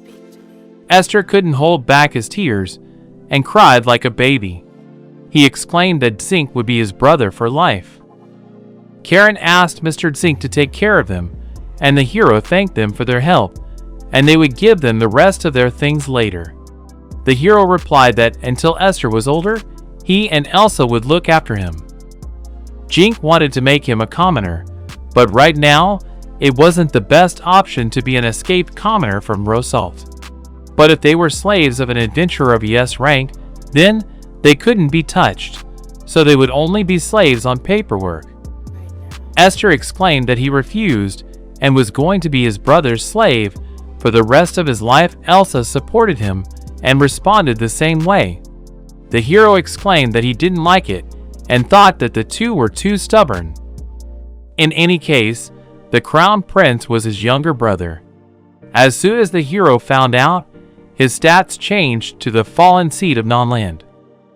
Will replied that according to the information he had received, the Kokral of Rosalt and the crown prince had been deposed and the throne remained empty. Also, the queen has filed for divorce and her home country has renounced the alliance. An attack on Rosalt was only a matter of time away. At that time, old man Nonland was tied up, but Nonland ordered him to be released. The old man looked at the revolted people and exclaimed that this was some kind of mistake. All the more reason for them to know who he really was. The old man's head was shoved into the scaffold. While the blade was being lowered to the old man's head, he did not stop saying that he was a Nonlander. While the execution took place, the king was shoved into the royal capital of Ruth into the dungeon. There he was pushed in the back and ordered to go inside. The bars behind the shocked king slammed shut, and he was ordered to sit quietly. The king, who had been stripped to his underwear and had a tag around his neck, turned back. While justice was being served, Elliot, the crown prince of the kingdom, was in the royal palace of Rosalta. He was furious that he had been told not to leave his chambers until the confusion began. He felt imprisoned and gritted his teeth. At that moment, the king himself walked in, and he looked extremely displeased. Elliot greeted his father and asked why he had to be here. He had absolutely no idea what the matter was. Looking at his son, the king's eyes turned red with anger. With all his might, he swung around and hit him on the head. From the force of the blow, the prince fell to the ground and grabbed his broken forehead with the palm of his hand. He looked at the king in confusion, not realizing why he had hit him. The king shouted that none of this would have happened if he hadn't talked too much. He raised his bloody cane above his head again and called his son an idiot. He didn't need his son interfering with his plans. With those words, the king struck him again. Elliot fell to the ground and assumed he was dead. At that moment, he didn't realize what was happening and thought it would end so ridiculously. He blamed only the Zink for all of this, for his existence had ruined his life and he intended to kill him. The entire kingdom was filled with the screams of an enraged Elliot, who promised many times to kill the Zinka. Meanwhile, the hero looked at his armed brother and wondered if the armor really suited him. He had taken it with him when he was banished, but it was low level. Esther looked at his armor. He smiled at his brother and replied that it was fine. After all, he had given him the armor, so he was happy with it as well. The hero agreed with him and asked Jan and Nina to support Esther in the maze. Before doing so, Mr. Zink wanted to see Esther's current stats. First of all, it was necessary to complete a dungeon with orcs within 3 days. Esther had to reach a level where he could win from the current floors. Ian was worried that Esther would have to fight orcs at once and asked the hero a question. Esther asked not to worry about it. When he was in the Naland family, he hunted monsters with the guards. While he was on his way to the stake, he hunted low-rank monsters. He only resented the fact that he had to fight in a maid costume, but that was Karen's order. Of course, he couldn't tell his brother about it and kept silent about the incident.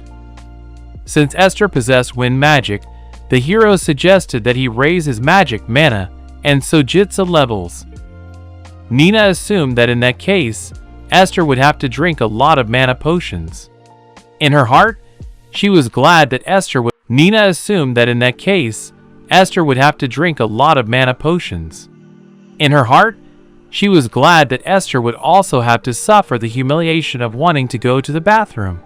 And as his simp, while they were gone, Angie and Myosa would be watching over the mansion, and Elsa would be there as well. Elsa asked to rely on them. Mr. Zink smelled something wrong, so he asked them to refrain from leaving the mansion. The maids asked not to worry about them, for they could use the weapons Mr. Zink had enchanted for them. Later, the brothers came to see Mona. Zink told her that Esther was his younger brother. The girl was pleased to meet Esther as well as him. The hero wanted to ask Mona what was wrong. It seemed to him that something had happened here during his absence. Mona put a mug of tea on the table and confirmed his words. The girl asked Mr. Jinka if he knew the named monster. The hero replied that he had indeed heard of it. Sometimes in this world, a dead human soul could become a monster. A person who said the right words would turn into a named monster, and sometimes it could retain its memory and intelligence. Jink had already begun to guess everything and quietly said that it couldn't be. Mona confirmed this, and said that the 15th level orc general they had defeated earlier had become the named monster. Esther along with Jink silently looked at Mona with surprised eyes. Exactly the same thing had happened to his brother Elliot. The boy had turned into a huge orc. Clutching an axe in his clawed, muscular hands, he exclaimed that he would kill Zink. Jink was shocked when he learned that the orc general from the boss dungeon was a named monster. This meant that his difficulty level had increased all because he had gained a human mind. Mona covered her eyes and turned to Jinku-san. She wanted to say with this that exactly the opposite had happened and this monster had become even weaker. Her words further drove the Jink-san into confusion. The monster remained the same as it was when it was alive, and its thoughts could be predicted. The said monster itself had become predictable. Especially every time he saw a woman, he was no longer interested in anything else, not even low-ranked Patty that could overpower him. After a while, everyone started calling him a stupid orc. The problem was that the 15th floor had become too easy, and by the 16th floor, a line of people were already accumulating. This led to an influx of inexperienced adventurers to the lower floors and conflicts between factions.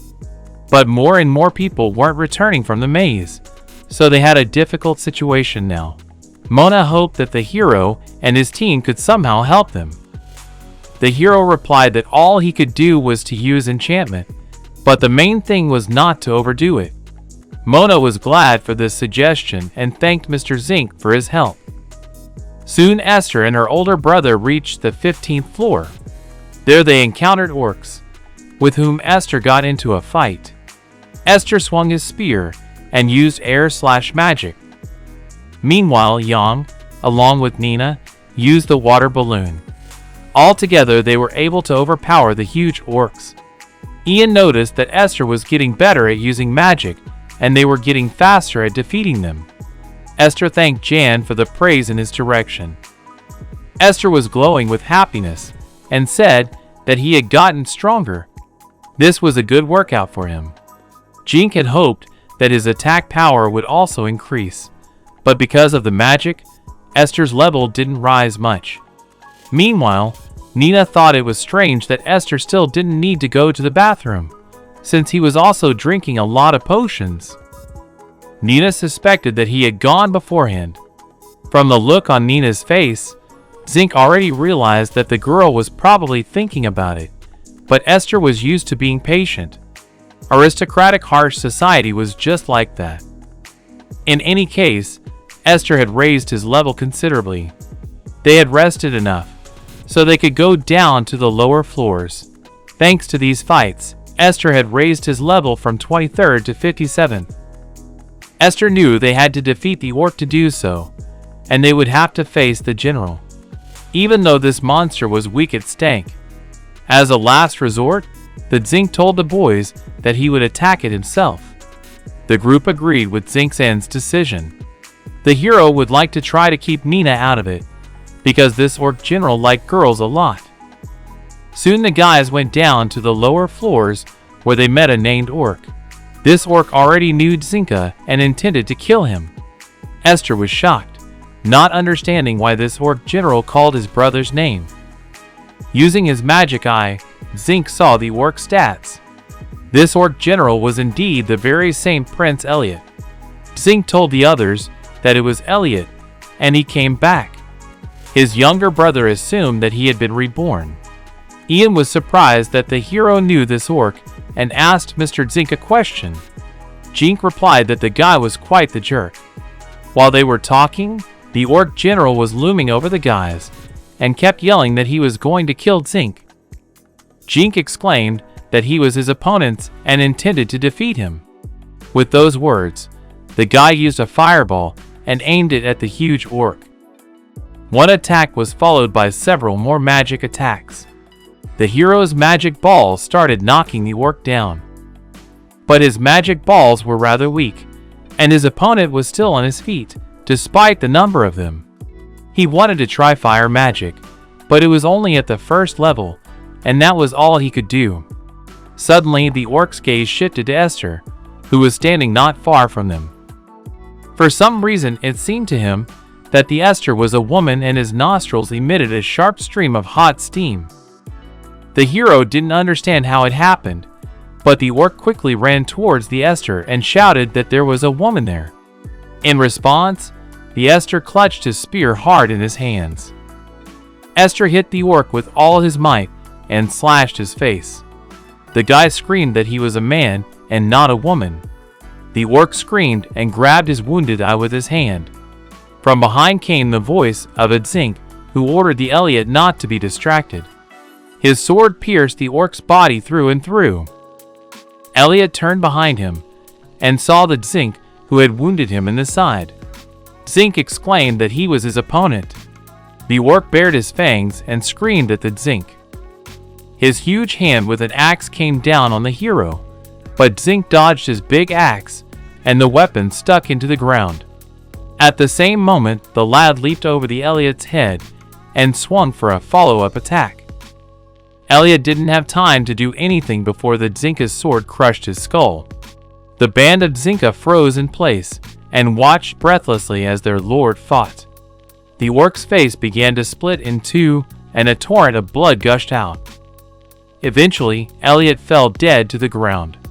Jink only had to catch his breath and marvel once more at such a sudden encounter with his brother Elliot. Nina noticed their precious loot and pointed her finger at it. She excitedly told Jin-Kusan that an egg had come out of the orc. Mona had said earlier that the boss turned out to be an Elliot, So the hero didn't even want to pick up his egg and didn't want to take it with him. He probably only kept it because he had a strong libido when he was alive. According to Will, the crown prince had fallen and he may have been executed. It was as if the undead soul was at risk of becoming a monster. Elliot's soul was also an undead soul. The monster souls in the Gamel maze were always locked away. There, he would be resurrected many more times and would continue to earn experience points and items, and he would also continue to kill adventurers. The hero thought it was great because they were able to pass the dungeon with the monster, and now they would go to the most popular place. The guys didn't understand what he was talking about. On the way, the guys still fought the bat monsters, and then they arrived at the place. The heroes arrived at the 20th floor where the Ore Cave was located. There were a lot of other adventurers here, who were busily digging with pickaxes and searching for jewels. Yin smiled and said that there were indeed a lot of people here. They could find different crystals here, as well as emerald and diamonds. The hero suggested that the guys earn money and looked at his group. Esther and Nina's eyes were shining with excitement and enthusiasm. They told Zink that they would mine the ore. Zink opened his vault and told the boys that he had brought some pickaxes with him. He asked them not to overdo it, because mining ore required a lot of effort. Esther offered to collect the crystals for them and started to pick. Ian was worried about the boy and asked him if he would really be able to mine ore.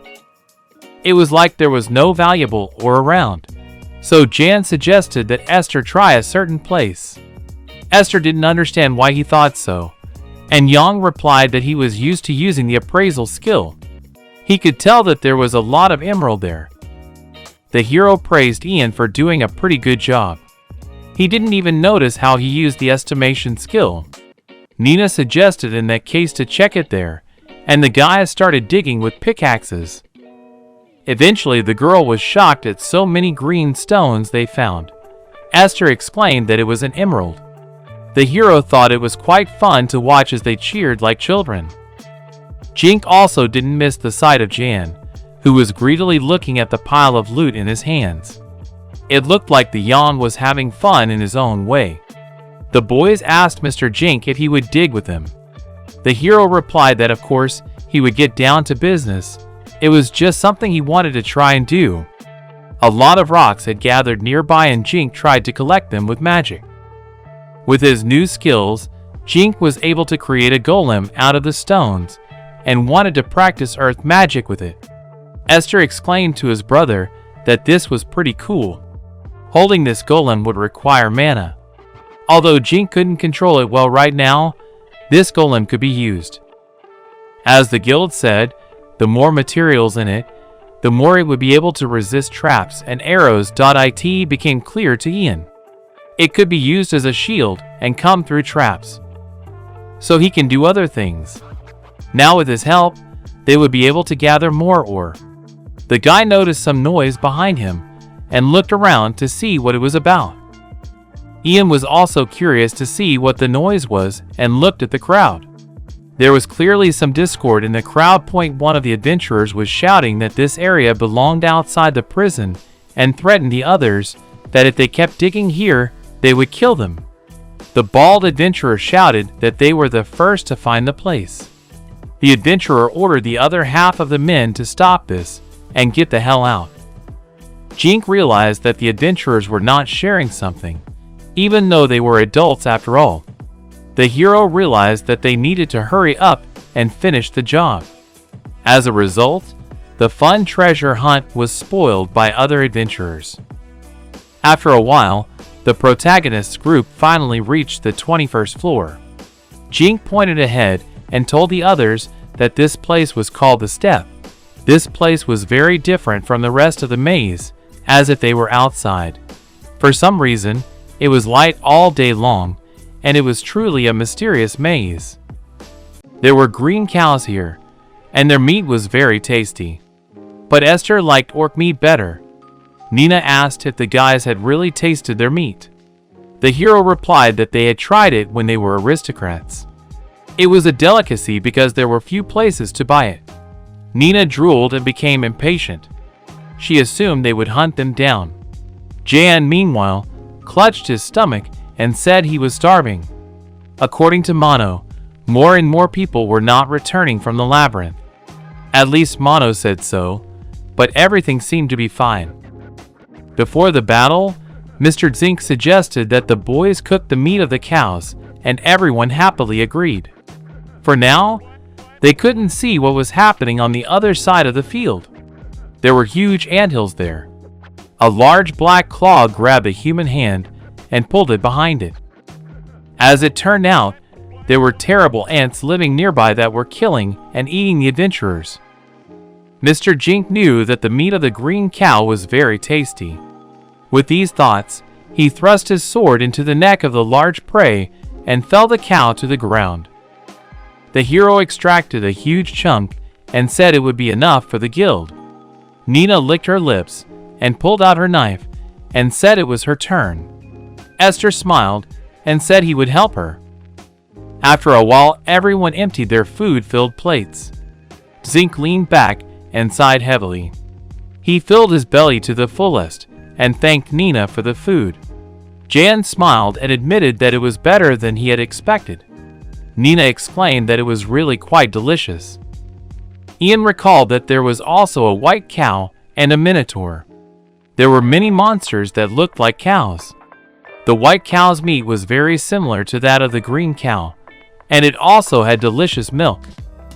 The minotaur's meat was not tasty, so it could only be an object, and its axe was too heavy to use. Jink called out to his brother and told him that he had raised the level of wind magic. His brother thought that now he could make a wind tornado. Esther got excited and explained that it could help them, but still his range was less than a cyclone Zink. No sooner had the boys moved forward than Jink noticed some movement ahead. Two human figures appeared on the horizon. They were the injured adventurers. One of them picked up his injured friend and told him to hold on, as the exit was near. Jink walked over to them to make sure they were alright. The injured adventurers didn't realize who they were, but warned that they had better not go forward. The hero asked what was wrong, and one of the adventurers replied that there were ants next. He had caused quite a hell at the ball. The Viscount was outraged at these incompetent people. Zink asked the adventurers about the rest of the guys. The men replied that they managed to survive, and the others stayed in the anthill. Jink reflected on the fact that he had never fought them before. While he uses healing magic, he asked the guys to tell them more about the ants. The surviving adventurer stated that there weren't that many of them, but they line up, so they were hard to defeat. Their weapons were claws, and their acid was quite nasty. Jink wanted to know their weaknesses as well. The man replied that their skin was tough, but they were still afraid of fire. The hero immediately thought that they were not very good with fire. They mostly used water and air magic, and they were unlucky in this respect. According to the victim, the ants were desperately defending their queen. In order to pass the 24th floor, they would have to call many mages with them and go with the clan. His partner finally regained consciousness and admitted that he felt much better. He thanked the rescuers for their help. The adventurers were about to leave, and in farewell asked the guys not to hope for success. While Jink was giving them a look, Jan noticed that something was wrong and asked the hero a question. Jink only asked to move on. He was going to get through the 24th floor as quickly as possible, but keep safety in mind. When the boys reached the 24th floor, the same endless field and grazing green cows spread out in front of them. Esther asked his brother how much farther they had to go. The hero looked at the map and said they were in the middle of the floor. The anthill was quite large. Suddenly the green cows heard some noise and raised their heads sharply. The boys noticed the cows rushing towards them, as if they didn't notice them. The animals were clearly frightened by something. Jink picked up a barely audible vibration, but didn't understand where it was coming from. The group looked around and prepared to fight. Amina, pale with fear, called out to Mr. Zink and pointed to the black horizon. It turned out that there was a whole swarm of ants coming at them, which were also chasing the two young adventurers who were running away from them. The girl, who appeared to be a mage, ordered them to stay away from her. As she ran away, she looked back at the monsters and swung her staff, from which came a magic projectile. Her magic ball hit an ant, and the monster caught fire. The second ant took advantage of the situation and spat out slime on the girl. This saliva proved to be toxic to death and began to eat through the mage's arm. The girl screamed in pain. Her partner was scared for the adventuress and looked at her arm in horror. Jink didn't know what they could do with the type of magic available, plus there were more ants than he thought. At the very least there were about 5,000 of them. Esther asked his brother what was wrong, since he was absolutely still. Nina also anxiously called out to the gentleman. The hero turned pale when Jan coldly replied that if they didn't rescue these adventurers, they could avoid death. The rest of the squad were shocked by his words and called out to Jan. But the hero realized that Jan was right in this situation.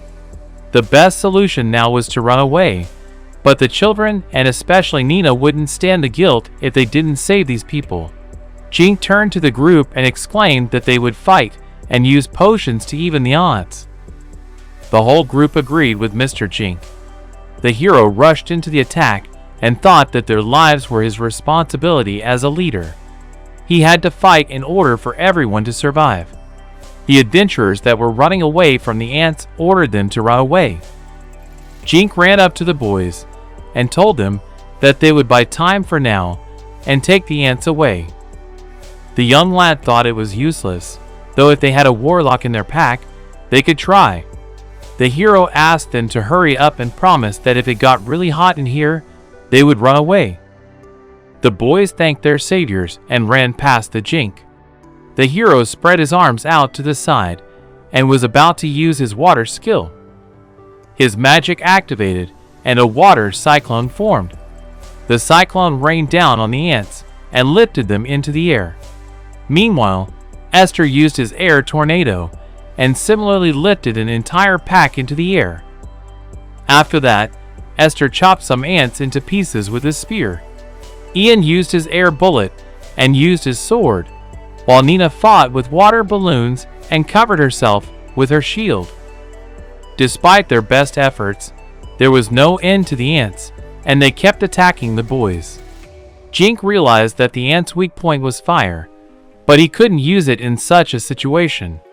Meanwhile, Jan also applied an air cyclone to the ants. The hero realized that he had enough mana, and Jan was at least holding his own in the battle. But the children now needed a break to recover. The guy turned to Esther and Nina and ordered them to approach him. As soon as they did, the Zink surrounded them with a wall of water. Esther anxiously called out to his brother, but the hero told him not to worry about him. Now they had to drink potions and recover. After that, Zink tried to think of a further plan. He thought that if they continued the battle at the same pace, they would bid farewell to their lives. In that case, it was necessary to kill the queen. If they destroyed her, they could win. The queen was the biggest and stood behind everyone. She was too far away, but there was a way to get there. If one looked closely, there were individuals of a different form here. They were probably their commanders. Using the analyze skill, Jink made sure that some of the ants were generals and had rank B. In that case, Zink suggested that they take the orc meat. He opened his storage, took out a huge piece from there, and threw it at the pack of ants. The ants raised their heads to their prey. Jink quickly ran forward while the pack of ants was distracted by the meat. But the ant commander didn't fall for his ploy. The general spat acid at Zink, but the guy covered his body with his cloak. Bunny didn't understand how he got involved in this story. This sort of thing wasn't for show. The rest of the ants began to show consternation and started to back away. This was exactly what the Zinc needed. The hero called out to Jan, and the guy realized everything. He had to use wind magic and scatter the orc meat dot if he could. He had to attack the commanders and use ranged magic. Just at that time, the water wall disappeared and Nina and Esther ran up to the Lord. Nina exclaimed that they would like to help them. Esther said they would help Ian and open the way to the Queen with ranged magic. Zinc asked to cover him and said that once he got close to the Queen, he would destroy her immediately. After that, Zinc took out a lot of meat from the storage room. Using his wind magic, Jank lifted the orc meat into the air and scattered it around. The ants made a sound like a squeak when they saw the piece of meat that flew towards them. Nina, along with Esther, used the air cyclone. While the younger ones distracted the other ants, Jan dealt with their generals. He slashed their heads with his sword and moved on to the next ones. Ian applied more power to the next attack and created an air wave that threw the whole pack away. Meanwhile, Jink was getting closer and closer to the Queen. With the help of the water cyclone, he was clearing his way to the Queen from the ants. Finally, after some time, the hero was right in front of the Queen. The Queen of the Ants was bigger than the rest of the army, and her claws had terrifying incisors. The Ant Queen possessed rank A, and she had several skills. She had physical strength, a command and intimidation skill, and a fertilization skill. Even though her skills weren't particularly advanced, but it was unlikely that the blade could wound the Jink enough. The Queen spat acid at the guy, but Jink dodged sharply to the side and used fireball magic in response. Several fireballs hit the Queen and stopped her for a few seconds. The Queen struck back with her claw, but the Zinc jumped up and dodged it. Her attacks were brutal and easy to dodge, but the hero didn't know how to damage her. The problem was that he couldn't move faster, but it was possible to use Dan tactics. Jink remembered his past fight with the guild commander. The hero recalled that a large body wouldn't be able to turn on a small diameter, and he needed to move to control her. The guy jumped to the Queen's leg and aimed for the joint.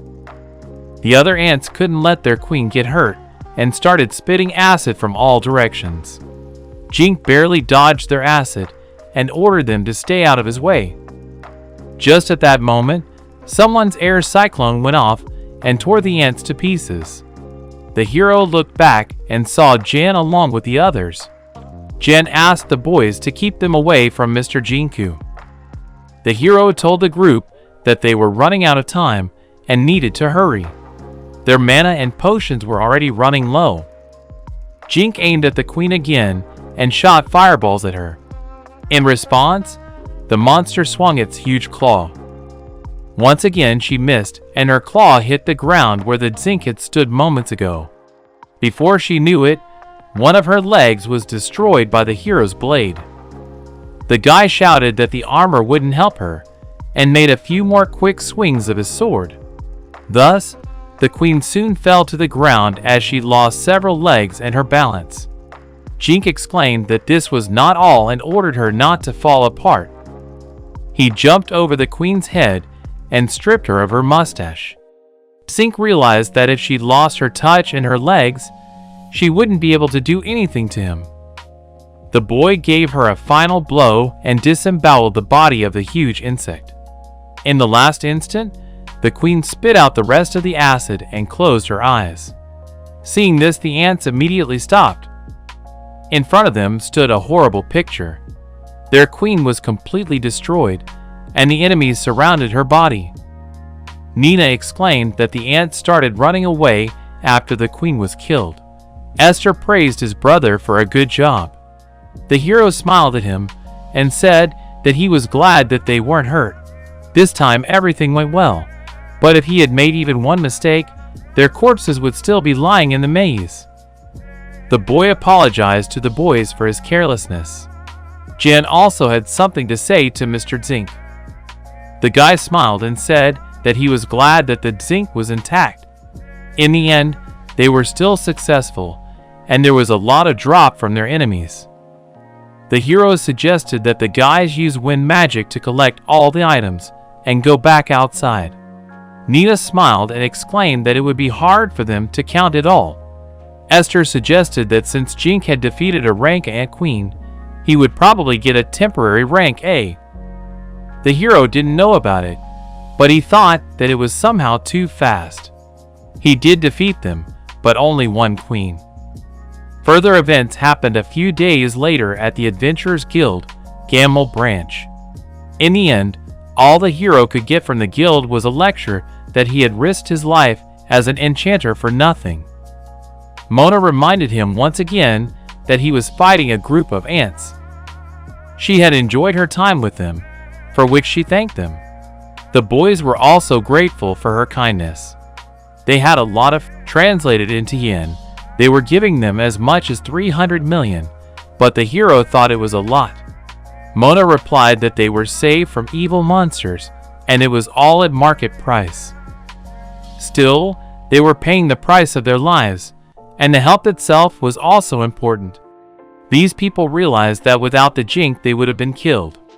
It all made sense to the guy, and he thanked the Mona for telling them everything.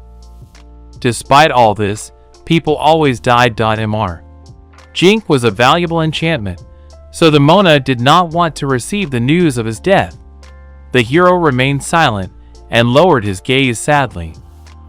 Mona bowed and apologized for being the one to ask to save them. She was sorry, but the hero asked her not to apologize. He wanted to get there himself, and it wasn't her fault. In that case, she warned, she would call the head of the guild. Mona closed the doors and thought that there were more people who wanted him to live than Zink thought. As the doors slammed shut, Nina looked at the woman in her wake and assumed that Mona was angry. She was seriously worried about the hero, and Jink was pleased about that. After a while, a Dan came into their room. He turned to Mr. Enchanter and said that he had already heard about how he had given the ants a thrashing. Dan said the guy had overestimated himself, endangered his friends, and saved people. If he wanted to die like that, he could have just gone back to the Rosalt. Esther jumped to his feet and asked how dare he talk to his brother like that. He didn't care that he was the head of the guild, but the hero asked Esther not to do that. Dan was absolutely right, so Zink wanted to be more careful. Dan thought the whole thing was ridiculous. He asked the guy to think about his behavior. One lecture was clearly not going to do the trick here. But today Dan had an important message for him. The hero looked at the man and asked what he was talking about. Dan told him that recently the guild leader from the call had contacted him. It turned out that the Rosalt Aristocrats had come to the call. For men dressed as merchants came to ask for an escort, and they were able to find out that one of them was an aristocrat. They gave them an adventurer and ordered him to follow them. They already had some information from the escort. These men must have wanted to bring him back, for that was what the king of Rosalt wanted as well. Esther allowed that they might have wanted it, but they wouldn't succeed. The hero didn't understand why the Dan told him this. After all, it was a secret. If it was legitimate, the guild would keep it confidential. No matter who demanded it, those people had turned themselves in. Dan explained that it should have been done legally, and the guild had always maintained neutrality in international conflicts. All in all, it was their problem. The hero understood everything and thought he would have to tell the Stag King about it. Jink became curious about the names of the aristocrats. Dan admitted that they hadn't learned their names yet, but assumed the lad had a hunch. Jink believed that if they wanted to make him crown prince, a royal delegation would have come, but they had infiltrated the place in secret. Dan had been able to find out about it. The Marquis of Butenal was the second most important nobleman after the Governor General. He was known for his cruel treatment of commoners. Fortunately, Butenal does not know that the hero was in Gamel, and he is now searching for him in the capital. Zink decided that a letter would have to be written to Chris and the Sacred Flame. He thought it was worth it to move the servants from his house to the Brando mansion. Mona told Mr. Jink that she had a question for him. As the members of the Heart Party said, they ran into the ants because they wanted to get away from the place where the out-of-custody and envoys were swearing. Mona wanted to see if it really interfered with Mr. Zink's research. The hero replied that it wasn't really hindering him. But they also stopped fossil mining when they saw the quarrel and moved on. Mono thought that since the S-rank Jink suffered from it, what was there to say about the others? She suggested that they could complain to the heads of both clans and ask the Jink's opinion. The hero was generally fine with it and glanced at the Dan. These two clans were really making even their guild suffer. Dan mentioned the clan called out of imprisonment and furrowed his eyebrows. Zink glanced questioningly at the head. Dan jumped to his feet and exclaimed that they were a lot of trouble. He said goodbye, that he was done talking to them, and asked the boy not to take any more risks like that. Meanwhile, the Messenger clan's house was also quite noisy. Their head was furious and asked who was the jerk that the Enchanter complained about. If it was a weak clan, they could ignore them, but they couldn't do that to an AES rank. One of the men exclaimed that he should be punished. The fourth squad was short of men, and the head couldn't order the Harvard to return. Harvard and the third squad went to explore the labyrinth. Everyone knew his identity, and knew that if he found out about it, it would be bad. In short, something had to be done. The man ordered the others to stay away. Until Harvard returned, they were forbidden to contact the clan outside of detention. At the same time, a meeting took place in the house of the clan called out of custody. Their clan and the messengers were complained about by the guild. It stirred because the Jinku was interrupted. One of the members of the meeting didn't care about the territories, for there were more important things. The black-hooded man turned to the gentleman and said that the kingdom of Nadzor had ordered them to kill the Zinka. Out of confinement was a large clan of adventurers that was located in Gamel. Their leaders from the neighboring country of Nadzor sent scouts to the kingdom of Kol. They were ordered to kill the Enchanter. Princess Melissa would have a hard time bringing her son-in-law to Nadzor. The problem was that Elliot had banished Zink. It would be hard to get Zink into Nadzor, and he would stay in Kola. It would be a great threat to their country. And before the danger from him increased, they had to kill him. Failure of the mission was punishable by death, and the head wanted to know who among those present would be suitable for the job. Besides, everyone knew the labyrinth explorers. One of the men rose to his feet and exclaimed that he would do it. He had heard that all enchanters were quite capable, and unless they were assassins of his class, they would not be able to accomplish this mission. In that case, the willing participant was asked to disguise himself as a member of the envoys and proceed with the mission. Even if he made a mistake, the Zink would think it was someone from the messengers. The wishful thinking was that if the relationship between the envoys and the Enchanter deteriorated, it would harm the Kol Kingdom. Before leaving the meeting, he was asked to be careful. A few days had passed since that incident. Thanks to the battle with the ants, the main characters had raised their levels. Yang's wind magic level exceeded the cellular level. Also, the hero's radar level rose to the 3rd level. Since he gave the guys from the enchanted skill items, they were very useful. Right now, Jink was at level 147, Jan was at level 125, Nina was at level 97, and Esther was at level 85. Also, the hero was happy for Nina turning 13, and he congratulated her on her birthday. Nina grinned and asked the Esthar to call her big sister now. Zink said that they were stronger now, and were able to pass the floor with the ants. They would now be able to go to the 26th floor. They would no longer be bothered by the ants if they made it to safety. From the 26th floor, the cold zone began. As Mona said, It would be very cold there. All inexperienced adventurers would stop there and go no further. On this occasion, the hero bought warm clothes for everyone. Jin picked up a warm jacket and admitted that it was the first time he wore winter clothes. Esther looked at his winter jacket in surprise. It was hard to believe that it was so cold out there. There was not much difference in the climate of Rosalt and Kola. There were no 4 seasons here, as the climate was temperate all year round. The hero knew what cold was since he had memories of Jinkuro living in Japan. This time, they would be mining for fossils or items. Exploring the new floor was paramount. Esther agreed with his brother's words. Soon the boys reached the upper floors, where they met the orcs and defeated them. They took a break, ate, and reached the meadows where the ants lived. Finally, they reached the 26th floor. There was a terrible storm raging, and it was insanely cold. The cold made the boys' noses bleed constantly, and it all turned to ice.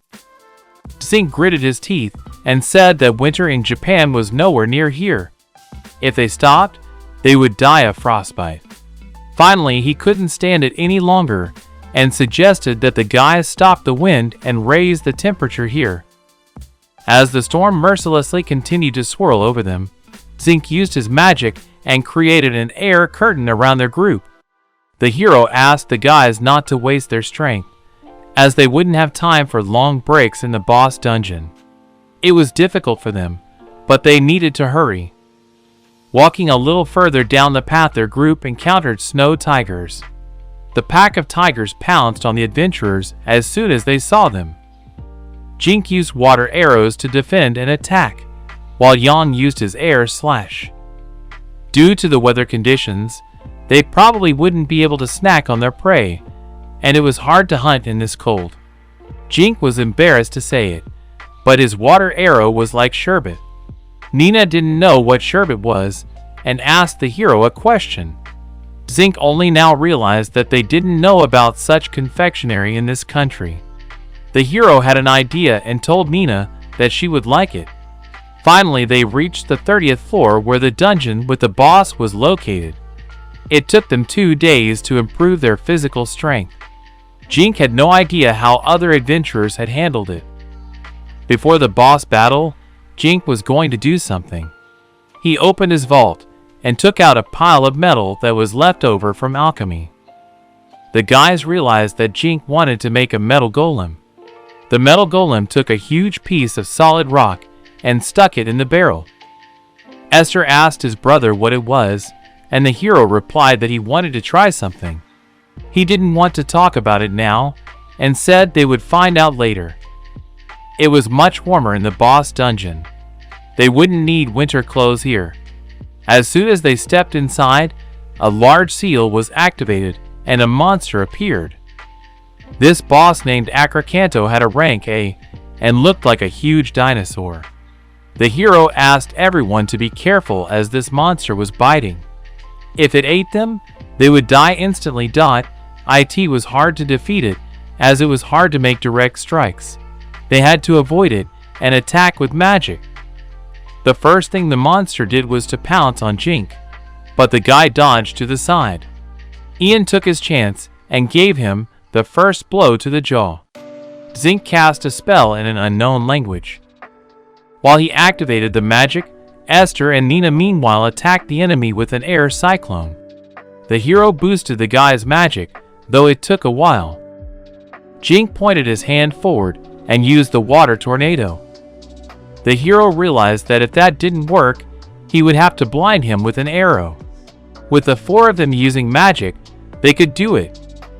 But before the guy could think about it, the huge dinosaur collapsed to the ground and bled to death. Jink stared at the monster in surprise, not realizing what it was just now. The guys used an air tornado on the monster's carcass, but the boss couldn't even fight back. Yin said that it was unexpected, but they were able to defeat him. Although he didn't have any special skills, but because of his stats, the hero thought it would be much harder. Esther replied that the powers of magic were different. When his level increased, His enchantment magic also increased. As it is, this ability is pretty strong. Obviously, the rest of the guys, except for the hero, also raised their levels. Next was a safe zone where they could finally rest. The heroes walked a little further and saw several adventurer camps here. People had already made fires and prepared their meals. Looking at these adventurers, the guy thought it was as if they had killed someone. Judging from their vicious appearance, they were either from the messengers or from an outcast clan. One of the adventurers approached the hero and asked if he was really a Jink. The man smiled and introduced himself as a lion from the Big Tree clan. He was grateful that the hero had once fed them orc stew. Lion thought that the boys would definitely not go there, as it was hard to rest next to the messengers and out of confinement. At the fire, the hero cooked milk from a white cow and offered it to Leon's group. Leon smiled and thanked the guy for the treat. The kids in the group just drank the milk and immediately fell asleep. Apparently, they were tired, because the cold zone was hard to bear even for adults. Leon asked the hero how long they had been here. They were the third squad, supplying the first and second squads, as well as communicating with the surface. They couldn't leave here without some reason. According to Leon, there were 3 other units of other clans here. They were providing support to the first and second units on the lower floors. The boy replied that he understood and took a sip of hot milk. He thought that sometimes these people were here for up to a month and assumed that they smelled terrible. He understood what the hero was thinking and grinned. There was nothing he could do about it. Drinking water was essential, so they couldn't wash themselves with it. In that case, Zink suggested doing things another way. He whispered to Leon that he could trade her for information about the lower floors. Leon told him that from the 31st to the 35th floor was the tropical jungle zone. As Leon said, a lot of adventurers, cut off at the cold zone. From that point onwards, even the guilds didn't know much about what was going on here.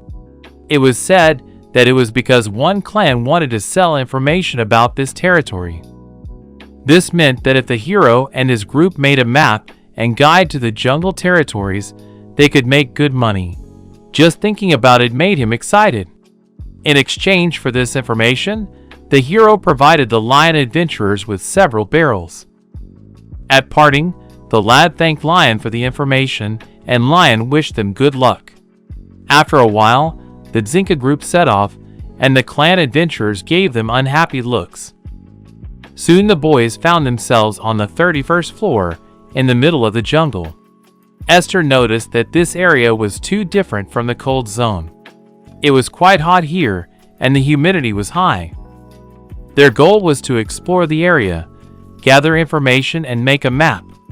If they sold this information about the guild, they would make a lot of money. The hero didn't think it would be difficult and offered to give their best. Nina would have been happy to give her best, but she was thoroughly exhausted by this heat. Zink was in complete agreement with her, so he had something for them. With a snap of his fingers, he pulled a barrel from his vault and opened it. The hero dipped his hands into the contents of the barrel and smiled. Pouring some into the jar, he told the boys that it was a special white cow's milk sherbet from the Jinka. Nina, along with the others, didn't understand what it was. Earlier, Nina had said that she wanted to know what the sherbet was, and Zink had secretly made it in a safe zone. Esther realized what his brother needed the snow for. Nina was delighted when she tasted it and exclaimed that it was quite cold and sweet, and it was also very tasty. Jan also tasted something like this for the first time in his life. To make it, you had to add sugar to warm milk and cool it. The white cow's milk was rich, so no cream was needed. Yen was surprised that Mr. Jink had invented it himself. He said that the Lord could sell it, for it was a previously unseen dish. The hero replied that it was quite a common food in that world, but Esther didn't understand what he was talking about. Suddenly Zink came to his senses and exclaimed that Esther had misunderstood everything. Zink lied and said that he had read about it in a book in the school library. Nina happily ate the sherbet, and Esther explained to his brother that it was pretty cool.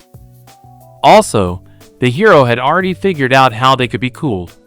They needed to wrap the slime jelly in a cloth, and if put in a pocket or on their head, it would make them feel cooler.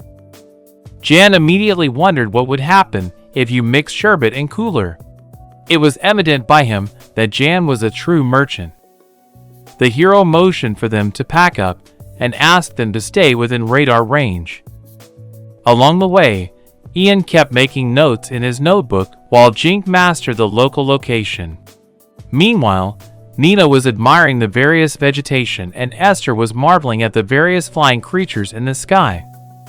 The hero smirked and said that he roughly understood what the floor was. Jan suddenly heard something and asked Mr. Jink to be quiet. Nearby, he heard two people arguing. They were two people who wanted to disguise themselves and assess the Zink. One was shouting to the other that if they failed this mission to kill the Zinka, it would be over. The clan called out of imprisonment might not have left it to their kingdom of Nadzor. According to them, the king and Princess Melissa also wanted to take out the enchanter as soon as possible. The hero was surprised that the former queen of Rosalta wanted to kill him. One of the men said that all the rumors about him could be true, because that's how the head of the guild passed them on.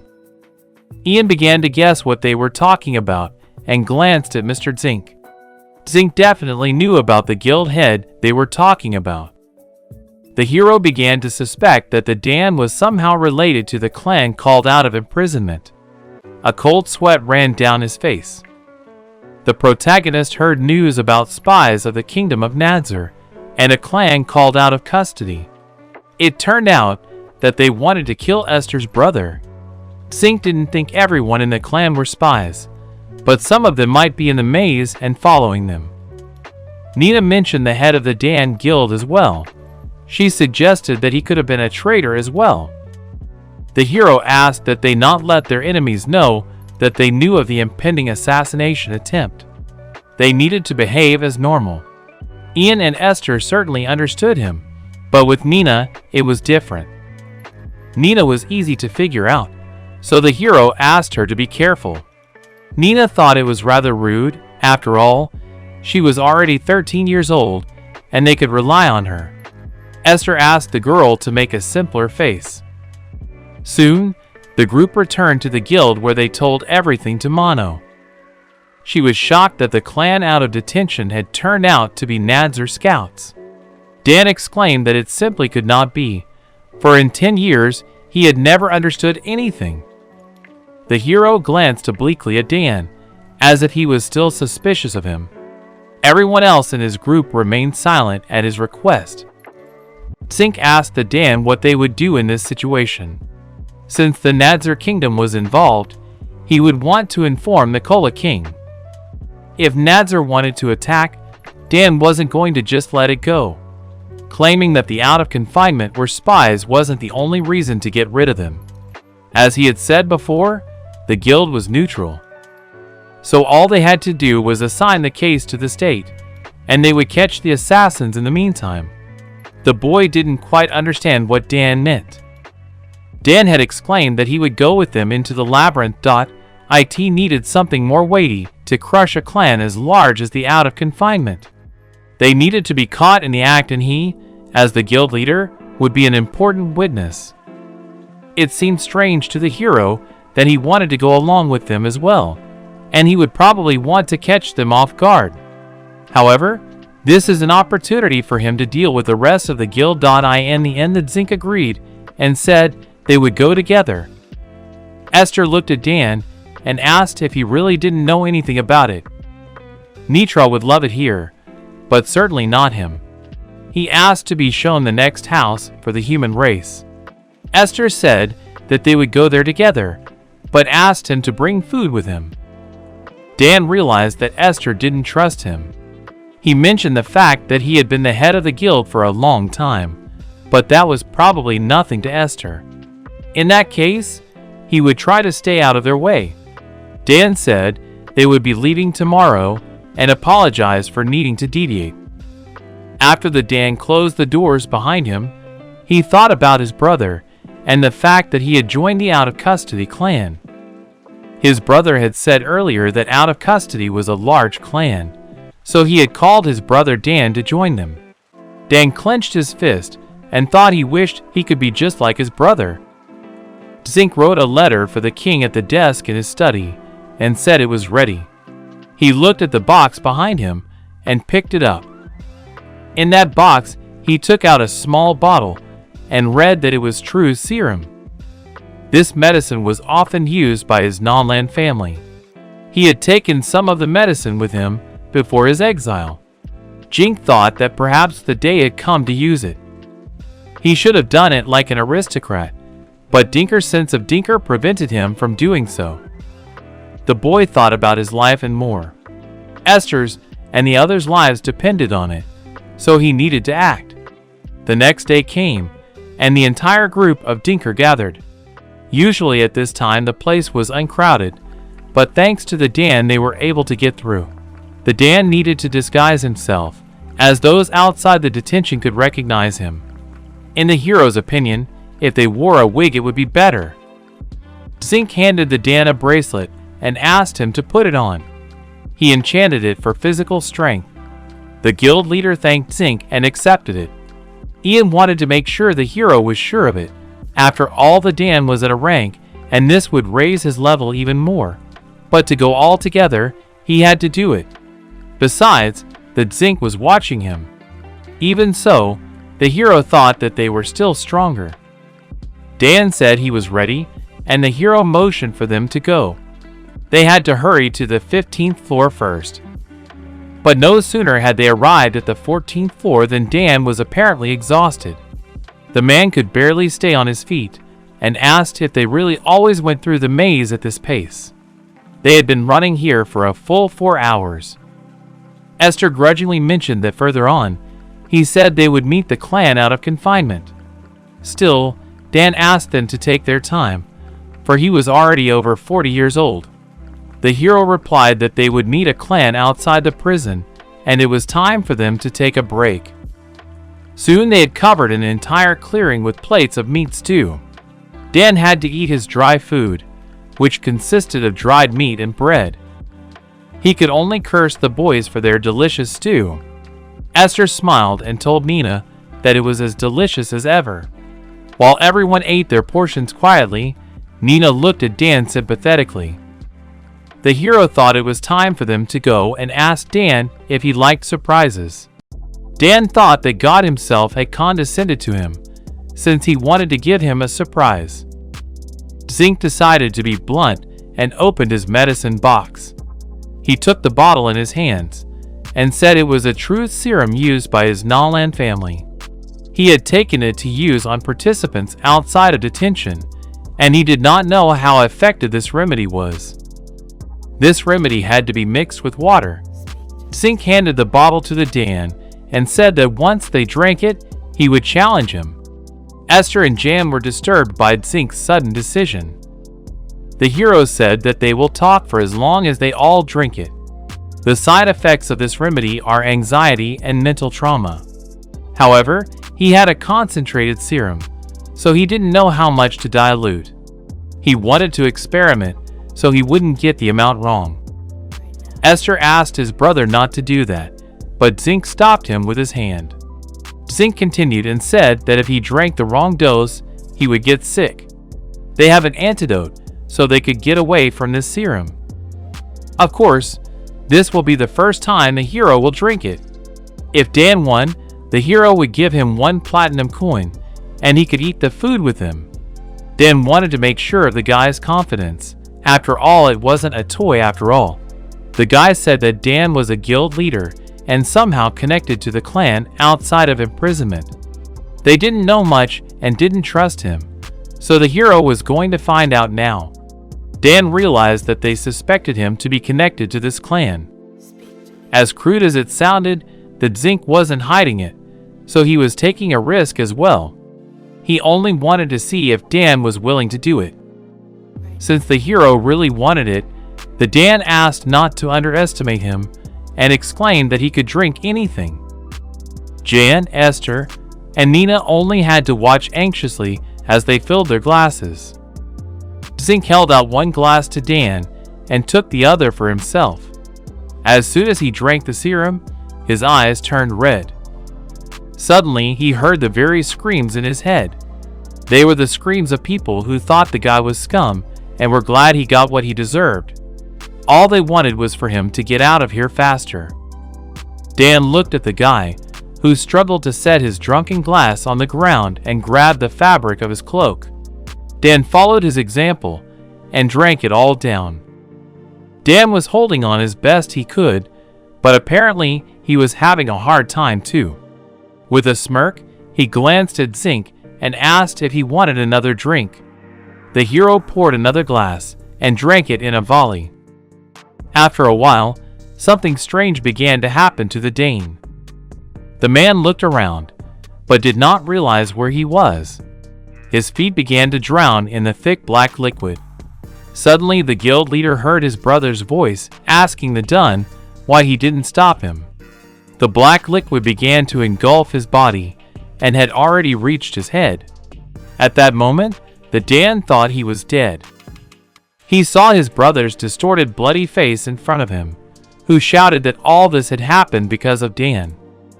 Dan agreed with him and felt he should have talked him out of it, but he was insanely glad to be a member of the clan out of confinement. Dan was sorry to part with his brother, but he was happy for him. After a long time, however, they met, and the brother was disappointed. Then Dan asked him not to overdo it. Soon the information reached the Dan that the brother had died due to an accident while exploring the labyrinth. Talented stake men in out of custody often went missing. Dan thought it was a rumor, but the Zink convinced him otherwise. Ix was as amazed as she was. Outside of imprisonment, it had become a large clan, and Dan alone couldn't do anything. And even after becoming the head of the guild, he couldn't even get close to the solution. He couldn't treat the outlaw clan and the aristocrats the way he used to. Dan couldn't count how many people had died because of him and how many had lost their futures. He could have saved them if he had given up his pride.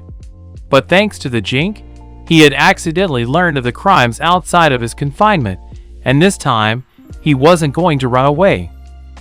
Dan shouted that he would not let him be killed and would not let Jinku and his friends die. Soon the man himself didn't realize how he opened his eyes and found himself on the ground. Zink and the others bent over the Dan. Zink's face looked rather grim and silent.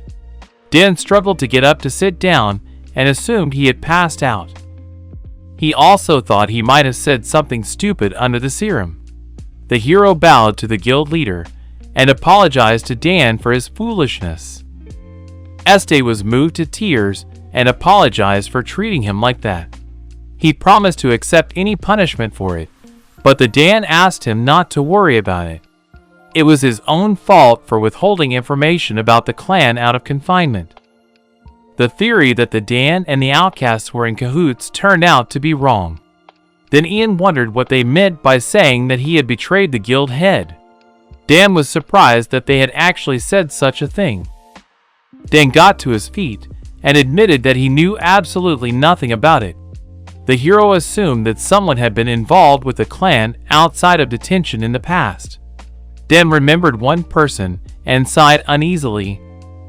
The guild leader remembered how 5 years ago, a member of the outcast clan had taken a rank promotion test.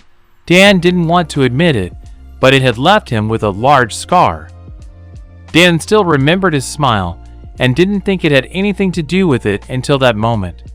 Jink replied that they had no choice and needed to find the killer and figure it all out. The man had the gift of empathy. It was a rare ability that could be used on an opponent who had been severely injured in the past. It consumed a lot of mental energy, so it could be used once every 10 days. It could be used to interact with the enemy's thoughts and feelings, and one could find out all the information about them. At the same time, Somewhere in the jungle area, there was a scream that scared away the birds in the tall palm trees. The man from the outcast clan grabbed his head and begged for it to stop. He seemed to be going crazy and fell to the ground. Looking at their distraught ally, the guys didn't understand what had happened to him. One of the guys told the head of the group that he was trying to get into the head of the guild leader as usual. He was shocked and assumed that someone had found out that they were using the gift of empathy. The others couldn't believe it and didn't understand how they knew about it. If that was the case, then perhaps the guild leader had attacked them mentally. The group leader gritted his teeth in anger. He had already realized that someone had found out about Jink's assassination plan. The man explained that they had an emergency and ordered all the assassins to gather in the labyrinth because they had to kill Jink. The head of the group, out of confinement, ordered one of the soldiers to calm their ally, but that was easier said than done. The man cursed the Zinc and bit his fingernail, not understanding how they could attack mentally. Suddenly the group heard a loud sound overhead and raised their heads sharply. It was the wyverns who had spotted the outsiders and decided to attack them. This was absolutely not part of their plans. One of the guys tried to touch his ally and asked him to get up, but he only shouted and ordered him to stay back. The wyverns were already close and were coming down towards them. They had no choice but to leave him and get out of here. The ally couldn't believe they could leave him behind. After all, Jay had the important gift of empathy. They wouldn't be able to steal information from the guild head without him. The head shouted that he would have been destroyed by his opponents anyway, but they clearly didn't want to die. The guy scared unhappily and ran off, apologizing to his friend. But perhaps getting some sort of occupation would make it easier for her to stay. He himself would appreciate it if she would take over the house. The rest of the wyverns began to pursue the remaining group. The leader mentally cursed the Zinc and promised to make sure to get him. While the Zinc and the guys were in the cold zone, the guy sneezed a lot. It was as cold as ever on the 26th floor. Zinc told the others that they would go as they did last time. Dan was almost dying of cold and asked the Zinc to summon a monster as soon as possible. The hero didn't understand what he meant by him summoning a monster. Dan was shocked that the Zinc was apparently unaware of this. Traveling through cold zones, one could summon a monster resistant to the cold and able to pull a sled. The most sensible idea would be to summon a fire monster like a salamander. The hero explained that there was nothing he could do about it. The manual didn't say anything about it, and they didn't have anyone he could summon. In that case, Dan didn't understand how they had gotten past this place last time. For starters, the hero was going to make an air curtain and get some lanterns for heat. Their physical strength and fire would handle the rest. Dan thought Zinc was doing this on purpose and couldn't believe it was all serious. Zinc created a fireball in his palm. He said his fire magic level had recently increased, and he was getting better at it. He could create heat inside the air curtain. Since they had no other choice, it was the only thing that could be done. The hero replied that it was fine. Compared to yesterday, the Dan had also pumped himself up. Jink was going to focus on maintaining mana, while the rest of them had to look around for now. After a while, the guys reached the 30th floor where they fought in the boss dungeon. Dan smirked and said that the Tyrant was easy to defeat. Zink suggested that they stop here and think about their strategy. Dan wondered if they would stay here and not go to the safe zone. Though there might have been a gang out of confinement there, the local odor was different. Zink replied that the monster would be reborn in an hour, and if it was sooner, experience points and drops for them wouldn't be out of place. It became clear to Dan how they dealt with such situations. Soon Nina exclaimed that everything was ready. She had prepared the white cow's milk and sherbet. Esther held out his portion and offered it to Dan if he wanted to eat more. Dan realized that Esther hadn't forgiven himself yet and asked him not to worry about him. Dan felt that the boy needed to eat more since he had a growing body.